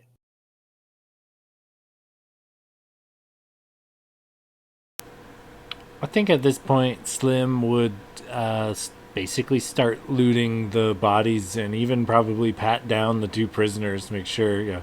First of all, obviously, we're going to disarm them. Yeah, not only pat them down for like maybe secret weapons and things, but any inventory that they have is now our inventory. All right, give me an investigation check. Just to make sure you found all the items on them. Okay, let me double check here. My investigation. While you pat them down, Valgrim's gonna walk over and grab like the shirt of one of the guys around like the collar and just rip it down and pull off like a piece of his shirt and use it to clean the blood from this guy's buddy off of his shield and his axe. Just be a generally intimidating presence. All right, so you're able to find the weapons that are out in the open. You get 3 human-made scimitars, 2 goblin-made scimitars, which I figured out the goblin quality. It's going to be similar to a normal weapon. However, on a 1 or a 2, it gets a nick in it and becomes a -1 until you take a short or long rest and use a whetstone to buff out the nick. Okay, yeah. Weapon maintenance makes sense. And you also come across 2 human-made light crossbows.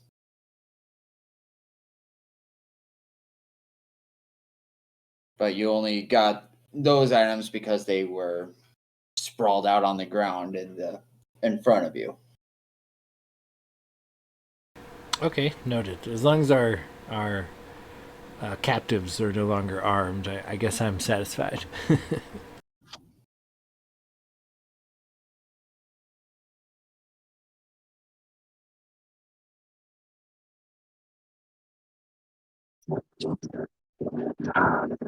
So what do we think, boys? Do you think that the church is for sure cursed?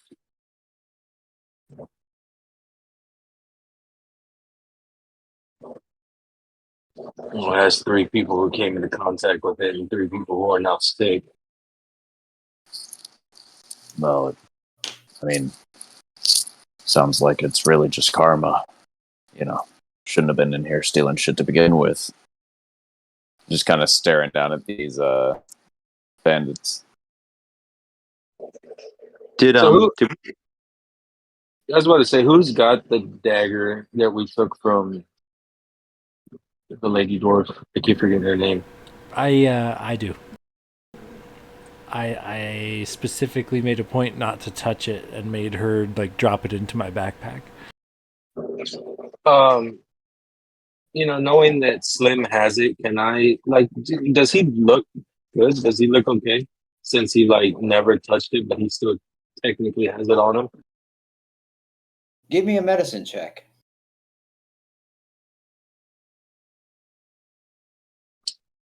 Someone else should have asked this question. Whoa, that's a dirty 20, 19 plus 1.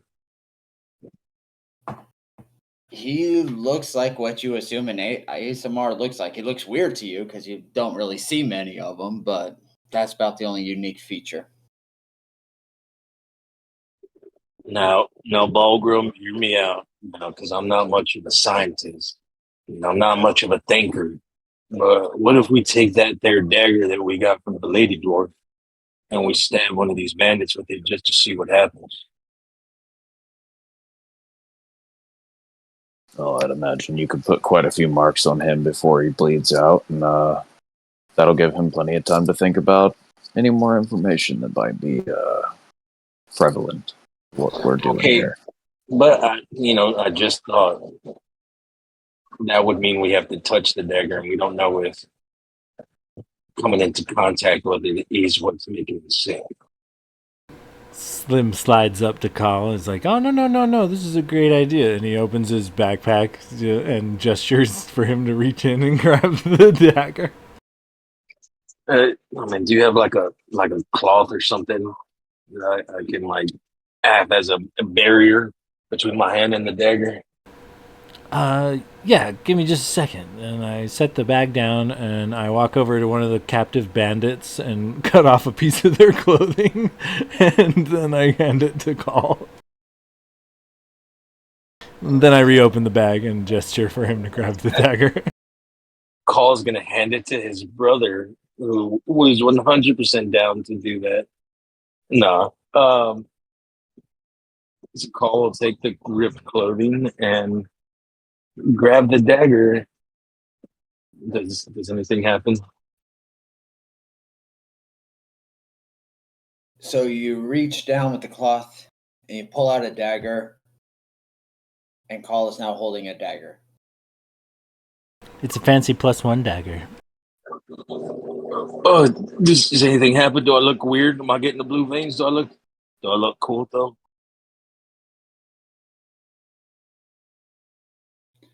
You look normal. The bandit who was doing the talking says, "Well, she didn't get sick until a few weeks after receiving the items. So, I don't know." But my bandit friend, do you know if maybe getting stabbed by the dagger means it happens faster?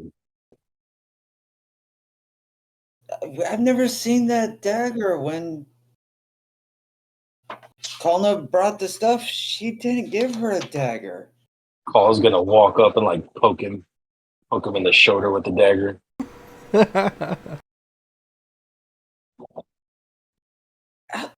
Fuck.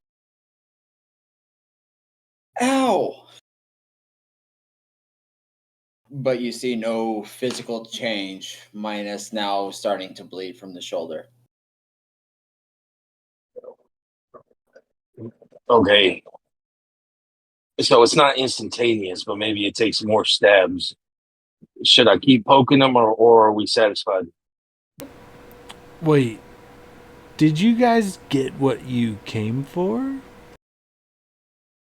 No, we don't even know what we're looking for. We're just looking for something that might help. We've given her healing potions and they didn't do anything. She's been visited by a cleric of sorts and it didn't work. It's she's prayed to her god and well, her god hasn't answered. So, as I kind of look around, can you describe the route? Are they like? Is this place trashed, or are they like responsibly looting, or like in what state of affairs is this shop we're in? Definitely trash. You see a pile of discarded items that they determined wouldn't work. Well, items that were still left there. Uh, but otherwise, it's papers and broken items, but just nothing uh, clean. They definitely weren't giving a shit about how the place looked. So, is there anything of decent value here? Were they just misguided, or is there literally like a trinket or two still like hanging on the wall, or perhaps hidden in the debris? Give me an investigation check.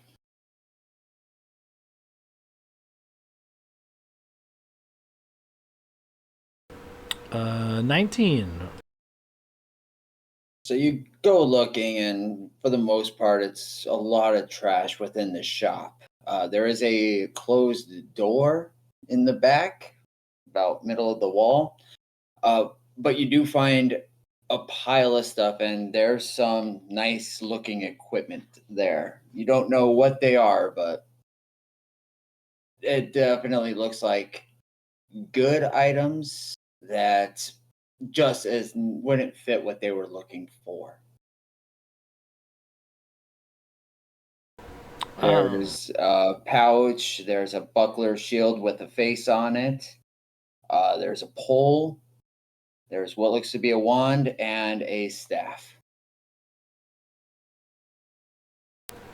I think I take the pole for myself, but I present the items to the party. Like, these might be useful.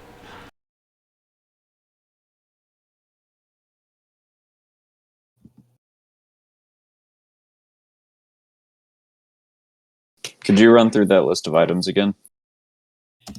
There is a pouch. There's a buckler shield, which for this game, we're going to do buckler, since they're small shields, are a +1. A larger shield +2. A tall shield, thinking like failing style, is +3, but disadvantage on dexterity checks. And a spiked shield, which is going to be the top quality. So this is going to be a buckler, so a small shield to go around close to your arm.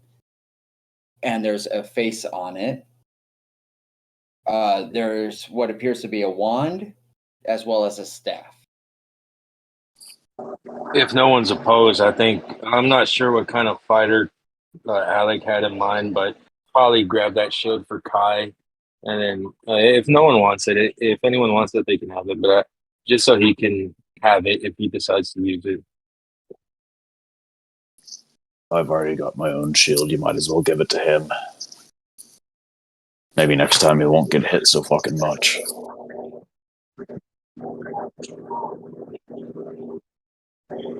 So I'll give the buckler with the face on it to Kai, and you and Alec can talk about it, whatever it is. Who has the highest intelligence and who has the book? The highest intelligence and what? Who has the book?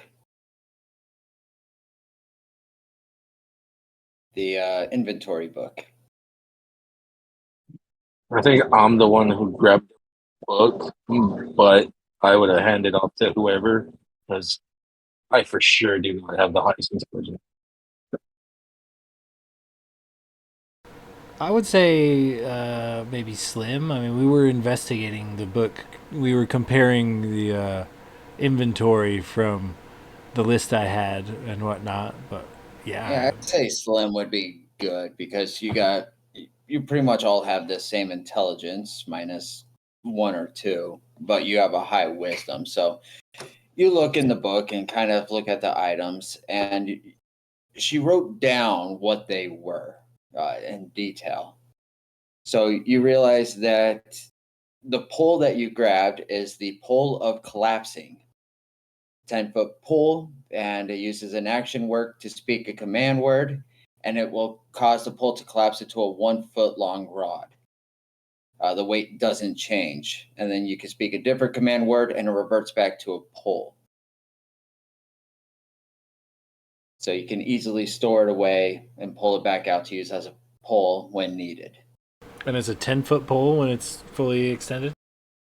Yes, it will only elongate as far as the surrounding space allows. So in a 5 foot area, it'll only go out to a 5 foot length, but at full length, it's 10 feet. Okay, these. I will share that information with the party and kind of point out the their necessary like items that they picked up or whatever if they are indeed findable in the book. The shield is a shield of expression.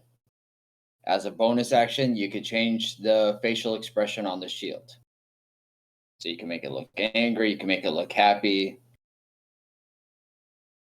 Just a little fun toy to play with. It doesn't like cause distractions or anything.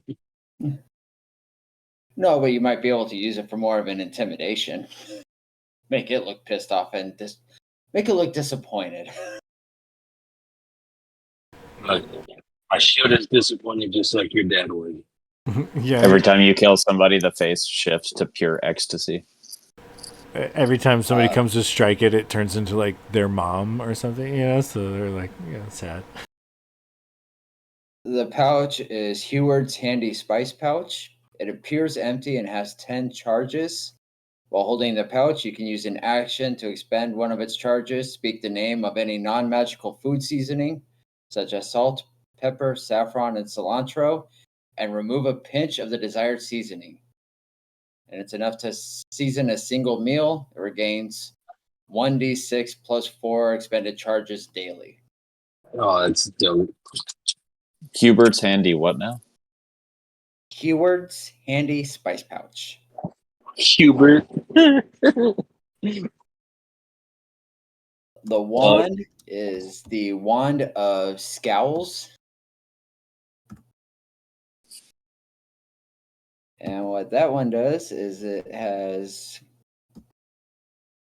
charges, 3 charges. While holding it, you can use an action to expend 1 charge and target a humanoid you can see within 30 feet. Target must succeed on a DC 10 Charisma saving throw or be forced to scowl for 1 minute.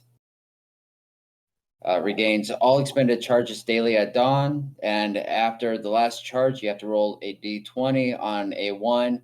The wand transforms into a wand of smiles.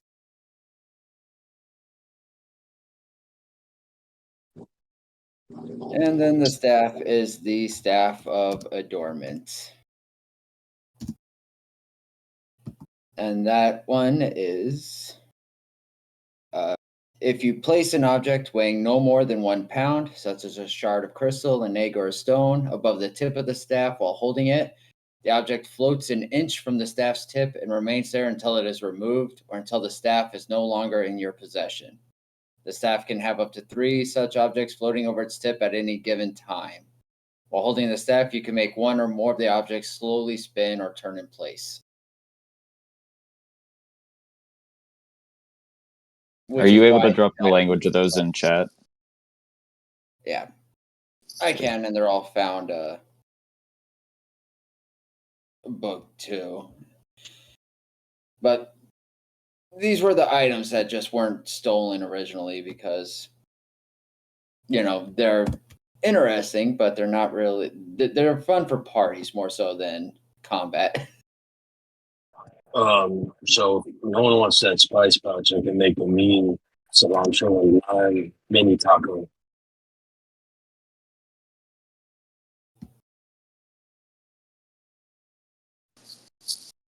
I'm not the best cook.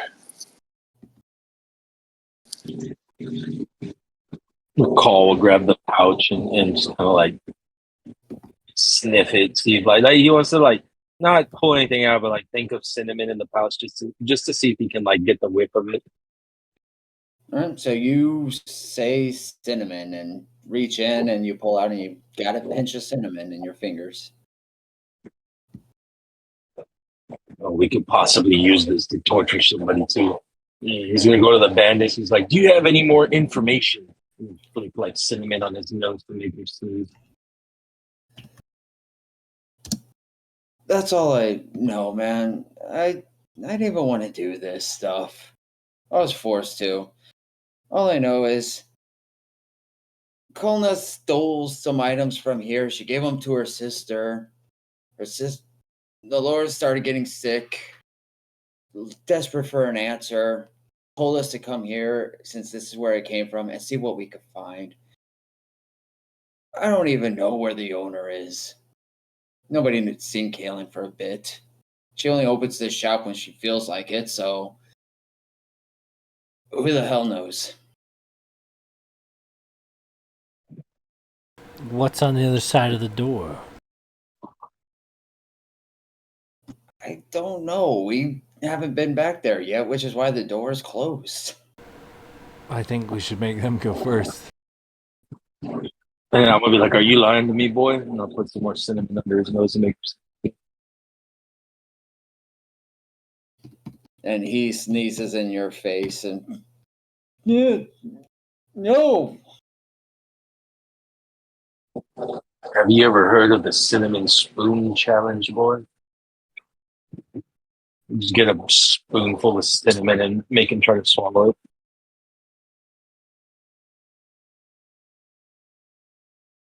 All right, Slim. I'm having too much fun here. What you want me to pick this boy up and take him to the door, or how are we doing this? Yeah, use him as a battering ram and see if you can't knock that door down. Wait. I check the door to see if it's unlocked. You go to the door, you turn the handle, roll me a dex save. No. It opens with no issue. I'm sorry, it's not locked? It's not locked. I open it. Opening the door, you look around and it's a sleeping quarters. And you see what appears to be a statue on the bed. But as you really look at it, you realize it's not an ice statue. Instead, it's a dead body that's been frozen and was trying to bundle up under blankets. And all else you see is a small table loaded with dirty teacups and a kettle.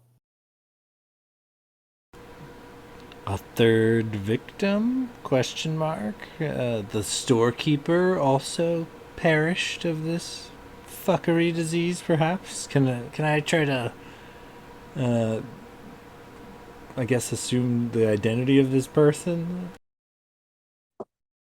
Wait, so Slim, help me recap here. So we know that Rogar stole from this place. Is this where the initial treasure came from? No, Rogar found some things in the ruins. And Rogar sold those things to this shopkeeper. And then this crazy dwarf lady and her, she robs the place, gets her sister and then her underlings involved. And now Rogar's been sick. One sister's for sure sick. The shopkeeper who bought the items off of Rogar is sick. It's like one of the items that Rogar carried is killing these people. Okay, so and we don't know where the shopkeeper's at now. So I think that's a since we- shopkeeper. I point to the body in the room. Call's gonna like slowly walk up and well, what did she look like? And Dead. look down at the body. Like, what do I see when I look at the body? You look like something that looks. Actually, give me an insight check. Can I use the light cantrip to light up the room and maybe help him out with that? I mean, you can, but he has dark vision, so. Oh, never mind. How about a blinding light? Ha! But boy, I can't see shit. Well, I shouldn't have rolled on a D&D Beyond. It's a natural one for a total of 2. It looks like ice. You think. You're not 100% sure. Because you're inside a building. Ice is outside, not inside. So that doesn't make sense. Slim, that I don't know what the hell I'm looking at here. It just looks like a block of ice. Ask the bandits if they know what the shopkeeper looks like. Yeah, that's a good idea.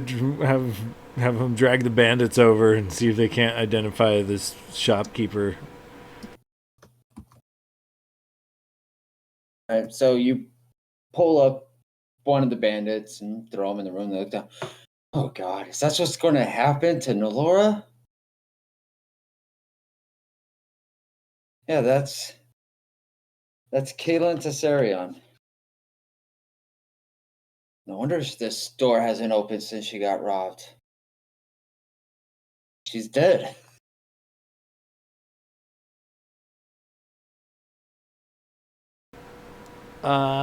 And yeah, so I think you do like a medicine check to confirm that like this is the same disease we've kind of encountered? Give me a medicine check. Can I, as he's walking by, maybe touch his calf and just be like, "Yes, it looks pretty similar." Give him a little guidance. You have guidance. Okay, what is guidance? Comes out to an 18. Add a D4. Oh, add a D4. Thank you, my halfling homie. That becomes a 21. Wait, whose Well, leg you did I? haven't- Well, you haven't seen the end effect of this disease. Judging by what you know of what was happening to Kalna, what you were told about what happened to Rogar, you're able to deduce that she was probably also afflicted with the disease, and this is the final outcome. But it also makes you realize that Kalna is probably not too far behind, and her sister Nalora is just behind that. But it seems to be a disease that is definitely spreading. So it would seem the sister is probably likely still in possession of whatever is causing this problem.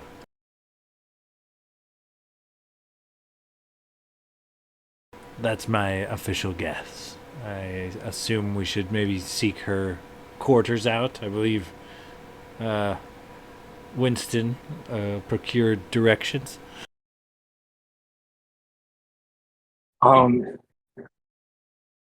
know. Should we make these bandits? Should we take these guys with us and have us lead the way back to their group? Maybe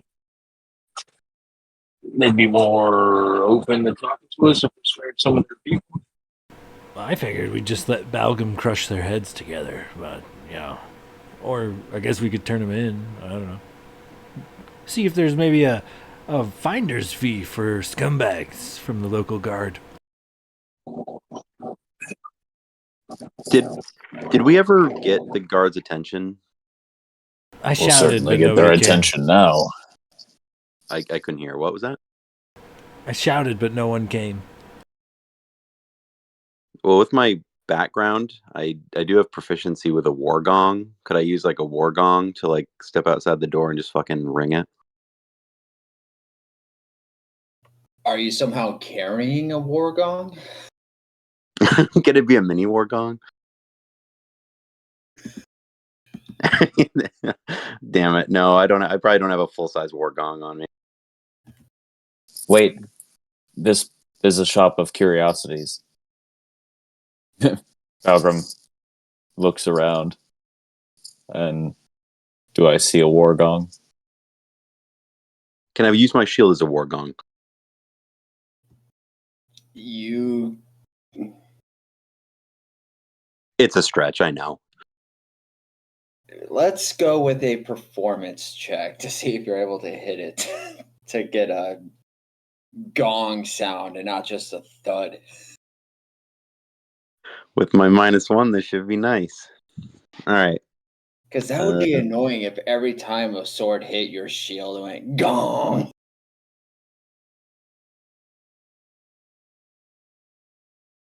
Fuck it, kill me. I don't want to hear that shit anymore. It's just fucking annoying. It's like pots and pans banging around. You hit it and it makes the same thud as if a club were trying to hit you. So it's just dun dun. No, that didn't work like I'd liked. Well, it's safe to say that we're going to be turning these two in, so if we've no more business in this building, then, Cal, why don't you come over here? You grab one leg. I'll grab the other. We'll just drag these guys. Bring them to the guards. Oh, I don't mind walking. I punch that guy. I'm sorry. Again. No, I'm just kidding. You, yes, I'm sorry, you're not the one in charge here. And he just kind of like leans in with his big toothy grin.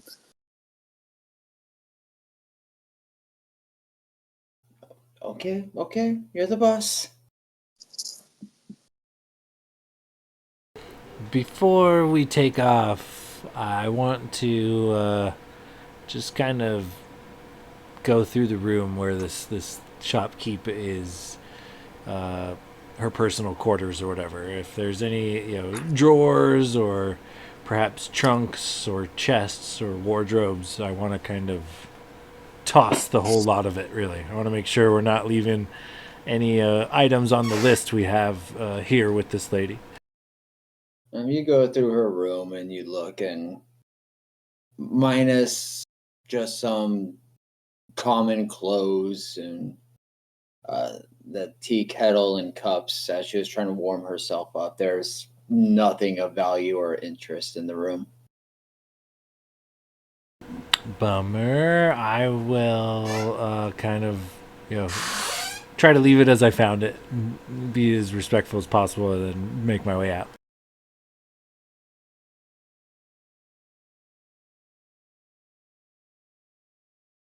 All right, so you're going to walk the bandits down to the guard outpost barracks. I think we wanted to drag them through the snow and the mud. Yeah, don't let them walk. Drag them for sure. All right. So you drag them, and they're just laying limp, like, fuck it. What can we do? It's better than being dead. And you get to the door and you knock, and you see a guard post open the door. Can I help you?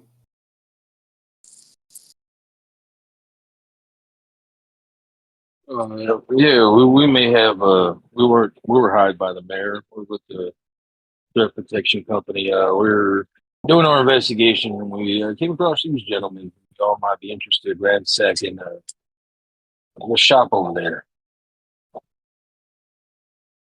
Really? And you apprehended them? Was it just these two? And no, they did put up a fight, and unfortunately, some of them didn't make it. We But, we these two- unalived them. I kind of bow.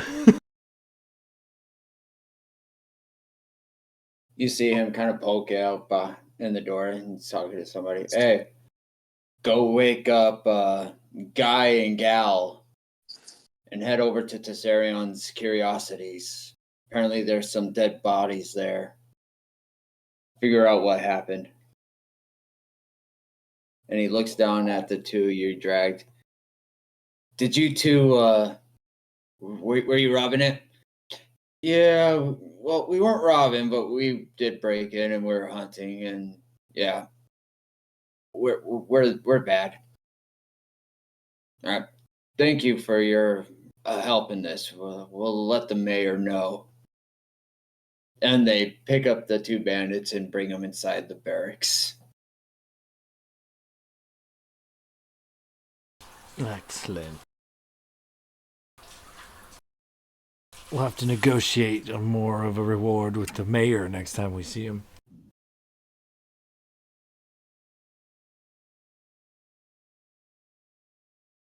And then a few moments later, you see two of the Green Order come out and exit the door and make their way over to the Curiosity shop.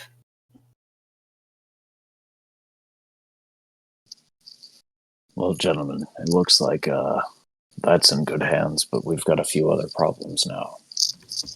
What do you want to do about them? I think everything's pointing us to the sister next. Don't know how much more we're gonna learn from her. I think unfortunately at some point everything's probably gonna take us back to the ruins where the treasure was initially stolen from. So do we want to skip the chit chat part and see what's in the ruins, or should we gather information?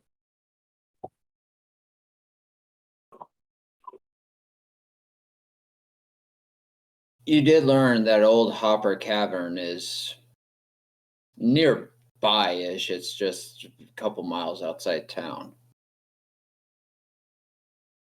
Meanwhile, Terion is days away.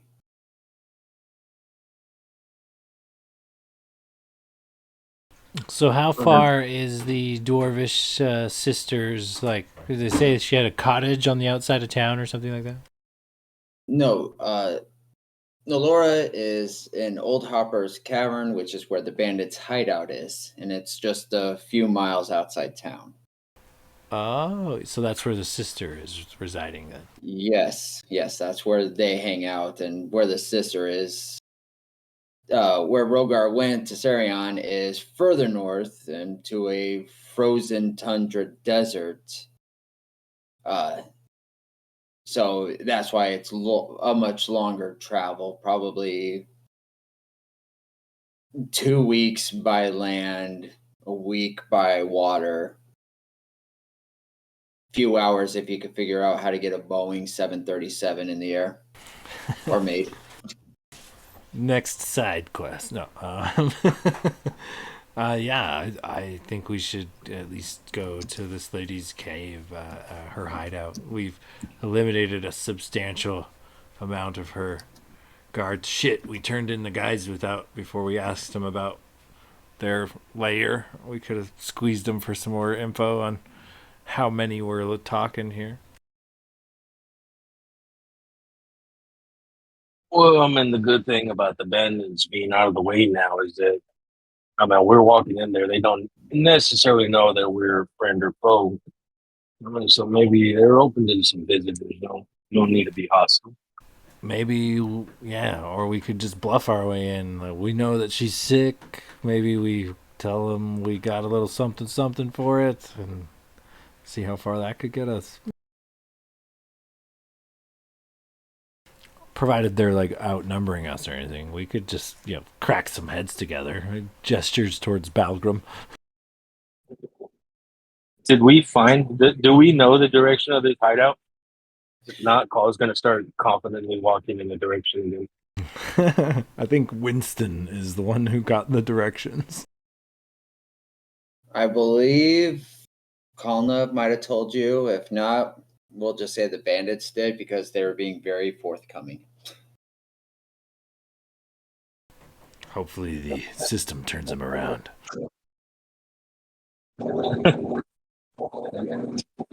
For the first time in this campaign, Call's going to confidently walk in the right direction.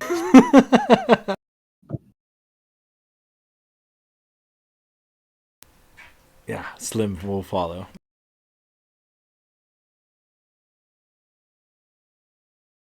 All right. So you make your way to the cavern. You can see it in the distance, the opening, what looks like a cave opening.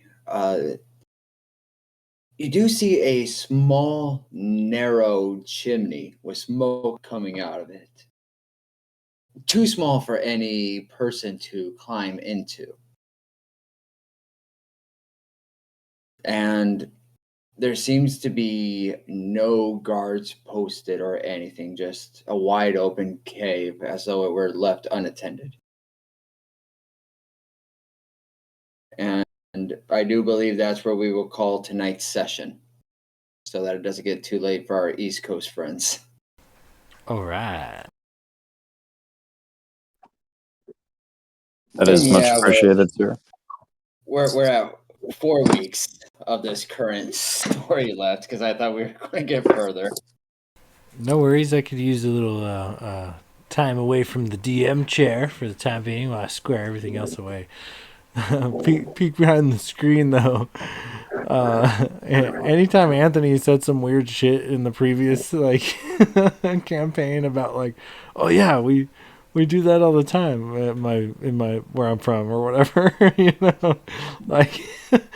Anthony somewhat altered his entire country before we even made it there. I think for the better, but oh my gosh, I've been having too much fun. It was pretty good. Well, a little peek on my side, since Slim had a horrible search while looking at the people and nobody followed up. Each bandit had over a gold, 1 gold, 5 silver, and 3 copper on them. So you guys left about 8 gold behind. That's all right. I wouldn't have fucking found it anyways. I have negative things when it comes to investigation. Slim is just not as observant as I thought, Dude, my arc is gonna be absolutely nuts. We're gonna be in a dark wooded area with a bunch of fucking assassin sharpshooting elves that are fucking weirdos. And I believe you completely warped the economy by mentioning that chickens are often used as currency. Yeah. Oh, that's right. When we had that one chicken that had like 3 eyes or something. Oh yeah, you've mentioned quite a few things, dude. It's gonna be a fun ride. But yeah, I need to straighten out some notes and things, and mostly, like I said, I just gotta transfer some data. Bounce some things around, clear out some caches for my computer recording nonsense. But yeah. So before we all head out, everyone good for next week? Is there anyone who needs to be scheduled? I've had nothing new pop up, so I should be good. Yeah, I think To the I'm best good. of my knowledge, I should be fine. Any chance that murdering 3.5 elves, 3.25 elves is a level worthy feat? Is that enough XP there, or? No, I'd say with the way that fight started off, it's time to start making some reconsiderations. I mean, to be perfectly honest, this whole story starts off with characters at level 1 surviving that combat. Well, we almost didn't survive that combat.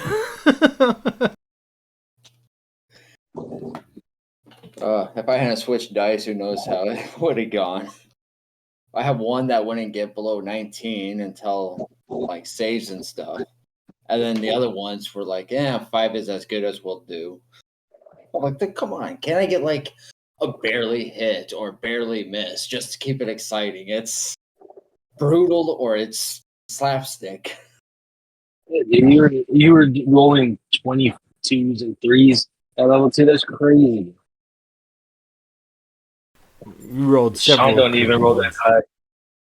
Say that again. I said Sean don't even roll that high. 'Cause I know, he right? facing things they got like plus 12, plus 13 and shit. And Oh no, they have a +3. It's just I rolled 19, 19, 18, 19. I was dropping And bangers before. I was dropping rocks before the session. And I decided to stick with Avery, and she fucked me, and then stopped dropping rocks after that. so I switched die, and the very first one was 5. Then all right, let me try this one. 5, 5. All right, switch die. Let's get something a little higher. 1. It's like, come on. Just to so we're gonna stick on this one for at least another couple weeks. Is that great? Yeah, I think they were wanting to get through the story. So the first kind of mini arc. So just based upon what I had already pre-planned, I see it going 4-ish weeks. That sounds good. About a month off for Sean between arcs usually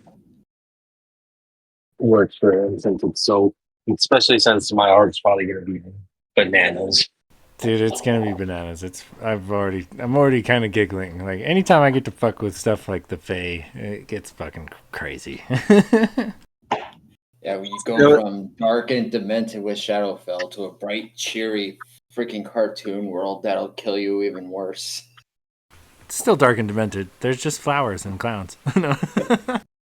We were kind of tripping in the side chat for a little bit because we were like realizing that like you said that for my arc it's going to be level 12 to 16, right? And then so that means Blade's last arc is going to take us from 16 to 20, and we know like literally nothing about his character. Yet something in his arc is going to be able to withstand the point that we're literal gods.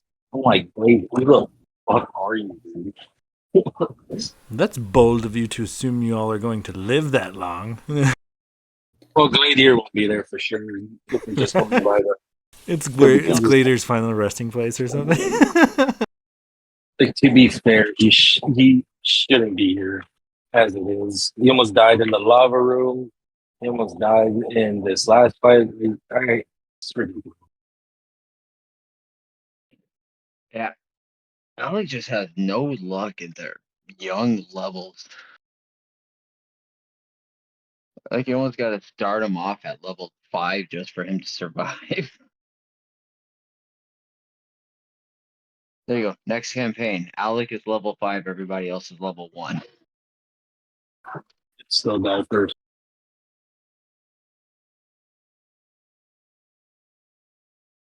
All right, All right. fellas.